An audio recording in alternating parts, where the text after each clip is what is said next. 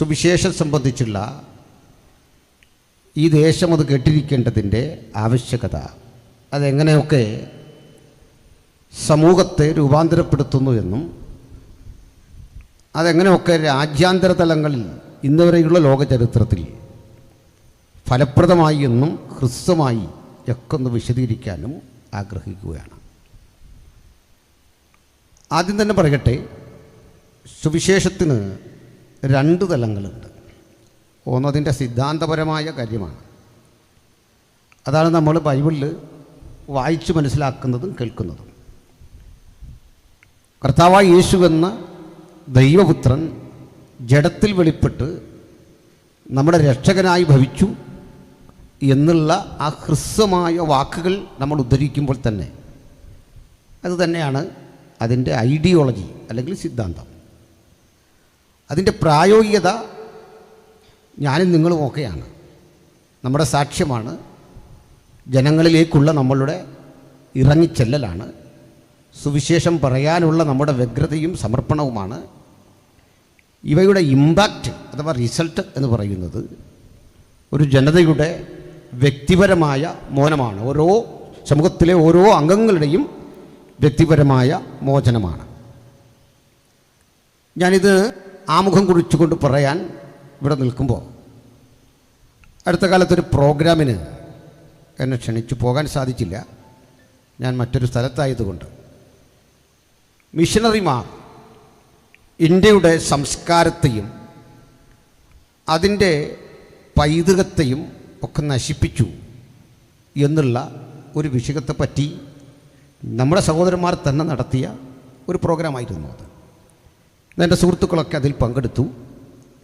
ഞാനതും ശ്രദ്ധയോടെ കാണാനും കേൾക്കാനും ഒക്കെ ഇടയായി.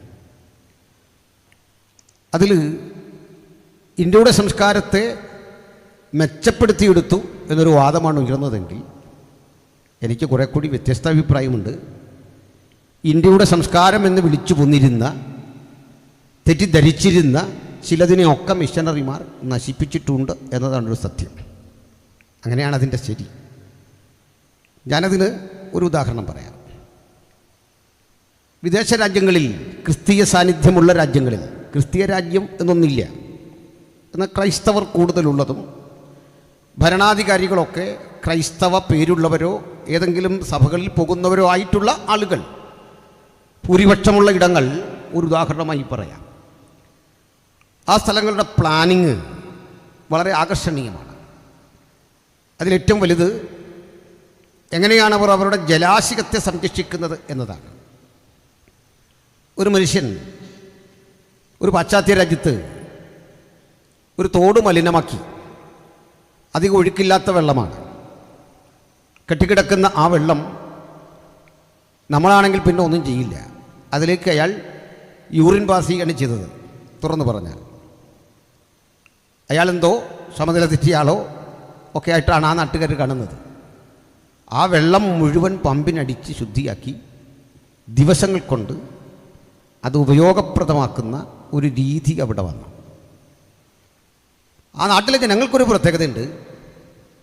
അവർക്ക് ഈ നദി എന്ന് പറഞ്ഞാൽ നദി മാത്രമാണ്, അതിലെ വെള്ളമെന്ന് പറഞ്ഞാൽ വെള്ളം മാത്രമാണ്, മനുഷ്യൻ്റെ ദൈനംദിന ഉപയോഗത്തിനുള്ള വെള്ളം. അതിനപ്പുറത്ത് വലിയ അർത്ഥമൊന്നും അവർ കാണുന്നില്ല. പിന്നെ ശാസ്ത്രീയ അർത്ഥമുണ്ട്. ഹൈഡ്രജൻ്റെ 2 ആറ്റം, ഓക്സിജൻ്റെ 1 ആറ്റം, ഇങ്ങനെയൊക്കെയല്ലേ, അങ്ങനെയൊക്കെ പറയാതിരിക്കാം. ഇങ്ങനെ പറയുന്നത് ഓടുന്നൊക്കെ തന്നെയാണല്ലോ. പക്ഷെ നമ്മുടെ നാട്ടിൽ ഇത് നദികൾക്ക് ഒരു ദേവതാഭാവമുണ്ട്, സ്ത്രൈണഭാവമാണ്. ബ്രഹ്മപുത്ര ഒഴിച്ചുള്ള നദികൾക്കൊക്കെ സ്ത്രൈണഭാവമാണ്. ബ്രഹ്മപുത്രയ്ക്ക് പുരുഷഭാവമാണ്, സൺ ഓഫ് ബ്രഹ്മ എന്നതിൻ്റെ അർത്ഥം. ബാക്കി നദികളൊക്കെ തന്നെ സ്ത്രീ അല്ലെങ്കിൽ സ്ത്രീസഹജമായ ഒരു പേരിനാൽ അറിയപ്പെടുന്നതാണ്. ഞാനതുകൊണ്ട് ഈ വിഷയം നിങ്ങൾ മറന്നു പോകാതിരിക്കാൻ വേണ്ടിയിട്ടും ഒരു കാര്യം പറയാം. മൻമോഹൻ സിംഗ് ഇന്ത്യ ഭരിക്കുന്ന കാലത്ത് ഈ നദികളെ തമ്മിൽ കൂട്ടിയോജിപ്പിക്കുന്ന ഒരു പദ്ധതി അദ്ദേഹം മുമ്പോട്ട് വച്ചു. നല്ലൊരു ഐഡിയ ആയിരുന്നു. കാരണം ചില സ്ഥലങ്ങളിൽ വെള്ളപ്പൊക്കം കൊണ്ട് ആൾ മരിക്കുന്നു, നാശനഷ്ടം ഉണ്ടാകുന്നു. മറുവശത്ത് വെള്ളമില്ലാതെ ആളുകൾ മരിക്കുന്നു. അപ്പോൾ ഈ നദികൾ തമ്മിൽ യോജിപ്പിച്ച് അത് വെള്ളം തിരിച്ചുവിടാനൊക്കെയുള്ള സംവിധാനം ആവശ്യാനുസൃതം ചെയ്താൽ നന്നാകുമെന്ന് കരുതി ചെയ്തതാണ്. അപ്പോൾ അതിനകത്ത് 10,000 കോടി ഇന്ത്യൻ റുപ്പിയാണ് വേണ്ടി വരും എന്ന് ചിന്തിച്ചത്. ഞാൻ നമ്മുടെ ഒരു ക്രൈസ്തവ പത്രത്തിൽ ഒരല്പം നർമ്മം കൊട്ടി ഒരു ലേഖനം എഴുതി. ഇത് വിജയിക്കില്ല, പ്രവചനം പോലെ പറഞ്ഞൊന്നുമല്ല, വിജയിക്കില്ല എന്ന് പറയാൻ കാരണം എന്നെ സ്വാധീനിച്ചൊരു സിമ്പിൾ ലോജിക്കാണ്. അതെന്താണെന്ന് വെച്ചാൽ, ഈ നദികളുടെ എല്ലാം പേര് സഹോദരിമാരുടെ പേരാണ്. നിങ്ങൾ യോജിക്കാൻ വലിയ പാടാണെന്നുള്ള അർത്ഥത്തിലാണ് പറഞ്ഞത്. യോജിച്ചൊഴുകിപ്പോകാൻ വലിയ പ്രയാസമാണ്. ആ ഒരു സിമ്പിൾ ലോജിക്ക് കൊണ്ട് പറഞ്ഞാണ്. ഇനി പറഞ്ഞത് മറ്റൊരു കാര്യമാണ്. ഈ നദികളെ വാഴ്ത്തിപ്പുകഴ്ത്തി ദേവഭാവത്തിൽ കാണുന്ന നാട്ടിലെ വെള്ളം വിസർജ്യം നിറഞ്ഞതും മൃതദേഹങ്ങൾ ഒഴുകുന്നതും മനുഷ്യന് ഉപയോഗയുക്തമല്ലാത്തതും കോളിഫോം ബാക്ടീരിയയുടെ എണ്ണം നിമിത്തം രോഗം പകരുന്നതുമാണ്. നദി വെറും നദിയാണെന്ന് കാണുന്നവരുടെ നാട്ടിലെ വെള്ളം വളരെ നല്ലതാണ്. നദിക്ക് ദേവസങ്കല്പമുള്ളവരുടെ നാട്ടിലെ നദി ഉപയോഗരഹിതമാണ്. ഞാൻ എന്താണ് പറഞ്ഞതെന്ന് നിങ്ങൾക്ക് മനസ്സിലായോ? വൃക്ഷങ്ങളുടെ മാത്രം സ്ഥാനം കൊടുക്കുന്നവരുടെ നാട്ടിൽ വനനശീകരണമില്ല. അഥവാ മരം മുറിക്കേണ്ടി വന്നാൽ കനത്ത ശിക്ഷ അവിടെ ഉണ്ടാകും. പക്ഷെ വൃക്ഷങ്ങൾക്ക് ദൈവസങ്കല്പം കൊടുക്കുന്ന നാട്ടിലെ സ്ഥിതി എന്താ? ഇനി പ്രകൃതിയോടും അങ്ങനെ തന്നെയാണ്. പ്രകൃതി ബൈബിൾ അധിഷ്ഠിതമായ സംസ്കാരങ്ങൾ നിലനിൽക്കുന്ന സ്ഥലത്ത് ഈ മലകളൊന്നും തുറന്ന് കളയാൻ പാടില്ല, അതവിടെ നിൽക്കണം. പക്ഷേ നമ്മുടെ നാട്ടിലൊരു പഠനം എന്താ? നദി വറ്റാൻ കാരണം മണൽ വാരുന്നു, ഇങ്ങനെയാണ്. അപ്പം നദി വറ്റുന്നതും മണൽ നിമിത്തമാണ്, മണൽ വാരുന്നത് നിമിത്തമാണ് എന്ന് പറഞ്ഞിട്ട് ഡൈനാമിറ്റ് വെച്ച് മല തകർത്തിട്ട് പ്രകൃതിയെ സംരക്ഷിക്കുന്ന ആൾക്കാരാണ് നമ്മൾ. അത് പൊടിച്ച് മണലുണ്ടാക്കുക. ആലോചിച്ച് നോക്കിയാട്ടെ, നദിയിലെ മണൽ വാരുമ്പോൾ നദി പറ്റും, വലിയ പ്രശ്നമാണ്. പക്ഷെ വലിയ മല ഇടിച്ച് പൊടിച്ച് മണലാക്കി വീട് പണിയുന്ന ആൾക്കാരാണ് നമ്മളല്ലേ. എന്തിനാ ഇത്രയൊക്കെ പറഞ്ഞെന്നറിയണ്ടേ? സുവിശേഷം ഒരു സംസ്കാരം കൂടിയാണ്, അത് പറയാനാണ്. അത് ചെന്നെത്തിയ നാട്ടിലെ മാനവീയത, അത് ചെന്നെത്തിയ നാട്ടിലെ ശാസ്ത്രബോധം, അതൊന്ന് ചെന്നെത്തിയ നാട്ടിലെ സംസ്കാരങ്ങൾ, അതുമായി തുലനം ചെയ്ത് ഞാനൊരു 1-2 കാര്യങ്ങളൊന്ന് പറഞ്ഞിട്ട് നേരെ വിഷയത്തിലേക്ക് കിടക്കാം. വിഷയവുമായി ബന്ധമുള്ളതാണ്. ഇന്ത്യയിൽ വന്ന മിഷണറിമാർ ഇന്ത്യയെ നശിപ്പിച്ചിട്ടുണ്ടോ? സംസ്കാരത്തെ നശിപ്പിച്ചിട്ടുണ്ടോ? അതാ പറഞ്ഞു വരുന്നത്. അപ്പോൾ എന്താ പേർ ചൊല്ലി വിളിക്കാവുന്ന ഒരു സംസ്കാരം എന്താ ഇന്ത്യയുടെ? അത് നമുക്ക് മനസ്സിലാക്കുന്നത് നമ്മൾ കേൾവി കേട്ട, നമ്മൾ ഇന്ന് പറഞ്ഞു പരത്തുന്ന തരത്തിൽ ഭൂതകാലമെന്തോ നല്ലതായിരുന്നെന്നും ആ കാലത്ത് നിലനിന്നിരുന്ന സുഗമമായ ജീവിതാവസ്ഥകളെ മുഴുവൻ മിഷനറിമാർ വന്ന് ബൈബിളും ബയണറ്റും ബ്രാൻഡിയും ഉപയോഗിച്ച് മാറ്റിയെന്നാണ്. 3 B. വാസ്തവത്തിൽ ഇന്ത്യയിൽ വന്ന ബ്രിട്ടീഷുകാർക്കോ ആ ബ്രിട്ടീഷുകാരുടെ തന്നെ ആരംഭത്തിൽ വന്ന ഈസ്റ്റ് ഇന്ത്യ കമ്പനിക്കോ 57 വരെ 1857 വരെ ഈസ്റ്റ് ഇന്ത്യ കമ്പനിയും 57 ശേഷം ബ്രിട്ടീഷുകാർ നേരിട്ടും ഇന്ത്യ ഭരിച്ചിട്ട് ഒരു കാര്യം പറയണ്ടേ, മിഷനറിമാർക്ക് വിസ കൊടുക്കുന്നതിന് എന്നും വിസമ്മതം കാട്ടിയ ഒരു സമൂഹമായിരുന്നു ബ്രിട്ടീഷുകാർ. ബൈബിൾ ഈ രാജ്യത്ത് പ്രചരിപ്പിക്കുന്നതിനും സുവിശേഷം അറിയിക്കുന്നതിനും യാതൊരു പിന്തുണയും അവർ തന്നില്ല എന്ന് മാത്രമല്ല, കൊളോണിയലിസത്തിന് ഒരിക്കലും ബൈബിളിൻ്റെ പ്രചരണത്തെ അംഗീകരിക്കാൻ കഴിയുമായിരുന്നില്ല. ഒറ്റപ്പെട്ട ചില സംഭവങ്ങൾ ആ കൂടെ വീണ്ടും ജനന അനുഭവം പ്രാപിച്ച ആളുകളിൽ നിന്നുണ്ടായിട്ടുണ്ട്, അത് മറക്കുന്നില്ല. പക്ഷേ മിഷനറിമാർ എന്ന് പറയുന്നൊരു സമൂഹത്തെ ഇന്ത്യയിലേക്ക് കൊണ്ടുവരാനോ സുവിശേഷം അറിയിക്കാനോ വേണ്ടി ബ്രിട്ടനോ അതല്ലെങ്കിൽ ഈസ്റ്റ് ഇന്ത്യ കമ്പനിയോ ഒരു ശ്രമം നടത്തിയിട്ടില്ല എന്ന് മാത്രമല്ല, മിഷണറിമാർ ഇന്ത്യയിൽ വരാതിരിക്കത്തക്ക വിധം അവർ പണിയെടുക്കുകയും മഹാനായ വില്യങ്കരിക്ക് യഥോചിതം ഇന്ത്യൻ മണ്ണിൽ കാലുകുത്താനാവാതെ 3 മാസം വിസ കിട്ടാതെ കപ്പലിലൂടെ അലയുകയും ചെയ്യേണ്ട പരിതസ്ഥിതി അവർ സൃഷ്ടിച്ചിരുന്നു. കാരണം ഞങ്ങൾ വന്നത് കച്ചവടത്തിനാണ്, അതാ ലക്ഷ്യം. കച്ചവടത്തിന് വന്നവർക്ക് അതുമില്ലാതെ മറ്റു ലക്ഷ്യമില്ല. അവർ ഇന്ത്യയെ ചൂഷണം ചെയ്തു, ഇന്ത്യൻ മുതലുകൾ കൊള്ളയടിച്ചു. അപ്പോൾ ഇന്ത്യൻ മുതലുകൾ കൊള്ളയടിച്ചു എന്ന് ആവേശപുരസരം പറയുമ്പോൾ തന്നെ മറ്റൊരു കാര്യമുണ്ട്. അതിനു മുമ്പും ഈ മുതലും സ്വത്തുമൊന്നും സാധാരണ മനുഷ്യൻ്റെ പക്കലെത്തിയിട്ടില്ല. അതൊക്കെ തന്നെ രാജാവിൻ്റെ സ്വന്തമായിരുന്നു. 600-ൽ പരം നാട്ടുരാജാക്കന്മാർ കയ്യാളി വെച്ച ഭൂമി, അവിടെ ഉണ്ടായിരുന്ന സ്വത്തുക്കളും വകകളും എല്ലാം തന്നെ രാജാവിൻ്റെതാണ്. അതുകൊണ്ടാണ് നിങ്ങളുടെ പട്ടയങ്ങൾ പരതിയാൽ, ആധാരം പരതിയാൽ ഇന്നും പ്രാകൃതമായൊരു ഭാഷ കാണാം. ഭൂമിയുടെ സ്വഭാവം എന്താ എഴുതിയിട്ടുണ്ട്? പണ്ടാരപ്പാട്ടവക. പണ്ടാരപ്പാട്ടവക എന്ന പദം തന്നെ ഉച്ചാരണ വൈകല്യമാണ്. ഭണ്ഡാരം എന്ന് പറയുന്നത് ഭണ്ഡാരം പായാണ്. ഉച്ചാരണ വൈകല്യം കൊണ്ട് പായായി. അപ്പോൾ അതിലും ഒരു തമാശയുമുണ്ട്. അങ്ങനെ വന്ന തെറ്റും ഇന്നും നമ്മൾ എഴുതി അങ്ങനെ തന്നെ പോരുകയാണ്. 1864 പണ്ടാരപ്പാട്ടവക എന്ന് പറയുന്ന നിയമം തന്നെ ഇന്ത്യയിൽ ഉണ്ടാവുന്നത്. ഈ പണ്ടാരമെന്ന് രാജാക്കന്മാർ പോലും പറയാൻ കാരണം ഇവർക്കും ഭാഷയൊന്നും ഉണ്ടായിരുന്നില്ല. ഈസ്റ്റ് ഇന്ത്യ കമ്പനി എന്ന് പറയാൻ രാജാക്കന്മാർക്ക് അറിയില്ലായിരുന്നു. അതുകൊണ്ട് അവർ കഷ്ടപ്പെട്ട് ഇംഗ്ലീഷ് കമ്പനി എന്ന് പറയാൻ ശ്രമിച്ചിട്ട് അത് ഒത്തില്ല. നിങ്ങൾ പി രാമനുണ്ണിയുടെ, ഭാസ്കരൻ ഉണ്ണിയുടെ 19-ാം നൂറ്റാണ്ടിലെ കേരളം എന്നൊരു പുസ്തകമുണ്ട്. സുവിശേഷകരൊക്കെ വായിക്കേണ്ടതാണ്. പരസ്യങ്ങൾ നടത്താൻ വേണ്ട റെലവൻറ്റ് മെറ്റീരിയൽസ് ഇഷ്ടം പോലെ ഉണ്ട്.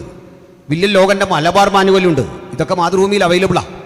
ഈ പുസ്തകം വായിച്ചാൽ ഈ അന്നത്തെ രാജാക്കന്മാർ ഈസ്റ്റ് ഇന്ത്യ കമ്പനി എന്ന് പറയാൻ അറിയാഞ്ഞിട്ട് ഇംഗ്ലീഷ് കമ്പനി എന്ന് പറയാൻ ശ്രമിച്ച് അതും പരാജയപ്പെട്ടിട്ട് പറഞ്ഞ പദം എഴുതി വെച്ചിട്ടുണ്ട്. ഈ ഇംഗ്ലീഷ് കമ്പനി എന്നതിന് രാജാവ് പറഞ്ഞത് ഇംഗ്രീച്ച് കുമ്മഞ്ചി എന്നാണ്. ഇംഗ്രീച്ച് കുമ്മഞ്ചി, മനസ്സിലായില്ലേ? അപ്പോൾ നമുക്ക് നല്ലൊരു പാരമ്പര്യമുണ്ട്. നമ്മുടെ രാജാക്കന്മാർ ശ്രേഷ്ഠരായിരുന്നു എന്നൊക്കെ പറയുമ്പോഴും ഇന്ന് കാണുന്ന മലയാള ഭാഷയോ ഇന്ന് കാണുന്ന സംസ്കാരമോ ഒന്നും ഒരു 100 കൊല്ലങ്ങൾക്ക് മുമ്പൊന്നും ഇവിടെ ഒന്നും ഉണ്ടായിരുന്നില്ല. അപ്പം നാടിനെ മാറ്റിയത്, സംസ്കാരത്തെ തൊട്ടുണർത്തിയത്, പ്രാകൃതങ്ങളായ ആശയങ്ങളെ മുഴുവൻ ഉന്മൂലനം ചെയ്തുകൊണ്ട് ഒരു പുത്തൻ ജീവിത വ്യവസ്ഥ മലയാളിയുടെ മുമ്പിൽ തുറന്നിട്ടത് ഒരു രാഷ്ട്രീയ കക്ഷിയുമല്ല, അത് വിശുദ്ധ ബൈബിളും അതിൻ്റെ പ്രചാരകരുമാണ്. അതുകൊണ്ട് ഈ നാട് കേട്ടിരിക്കേണ്ട ഉജ്ജ്വലമായ സന്ദേശം യേശുക്രിസ്തുവിൻ്റെ സുവിശേഷമാണ്. ഞങ്ങളോട് എതിർക്കുന്നവരും നിരാകരിക്കുന്നവരും ഈ പുസ്തകവും ഇത് സമൂഹത്തിൽ ചെലുത്തിയ സ്വാധീനവും നിരാകരിച്ചുകൊണ്ട് മുമ്പോട്ടുള്ളൊരു യാത്ര പ്രായോഗികമല്ല. കാരണം ഇന്ത്യയിലെ 125-ൽ പരം ഭാഷകൾക്ക് നിഘണ്ടു ഉണ്ടാക്കുകയും 85-ലധികം ഭാഷകൾക്ക് വ്യാകരണം സൃഷ്ടിക്കുകയും ചെയ്തുകൊണ്ട് ഭാഷയെ, സാഹിത്യത്തെ, സംസ്കാരത്തെ ഇന്ന് കാണുന്ന അളവിലേക്ക് പടുത്തുയർത്തി ഇന്ത്യ, അല്ലെങ്കിൽ വേറിട്ട് പറഞ്ഞാൽ നമ്മുടെ കേരളം, നമ്മുടെ മാനവ സമൂഹത്തിന് ജീവിക്കാൻ അനുഗുണമായ അന്തരീക്ഷം സൃഷ്ടിച്ചത് വിശുദ്ധ ബൈബിളാണ്. ഇന്ന് പാതയോരത്ത് ഒരു ബൈബിളും കൊണ്ടോ അതല്ലെങ്കിൽ ഒരു ലഘുലേഖ കൊണ്ടോ സാധാരണക്കാരായ ദൈവഭൃത്യന്മാർ, സുവിശേഷകരൊക്കെ പ്രസംഗത്തിനായി നിൽക്കുമ്പോൾ അതിനെ പറഞ്ഞു വിടാൻ ഒരുമ്പെടുന്ന, അതിനെ തടയാൻ ഒരുമ്പെടുന്ന ഞങ്ങളുടെ സഹോദരങ്ങളുണ്ട്. സഹോദരങ്ങളെ പറയട്ടെ, നിങ്ങൾ ചരിത്രം പഠിക്കണം, വസ്തുതകൾ മനസ്സിലാക്കണം.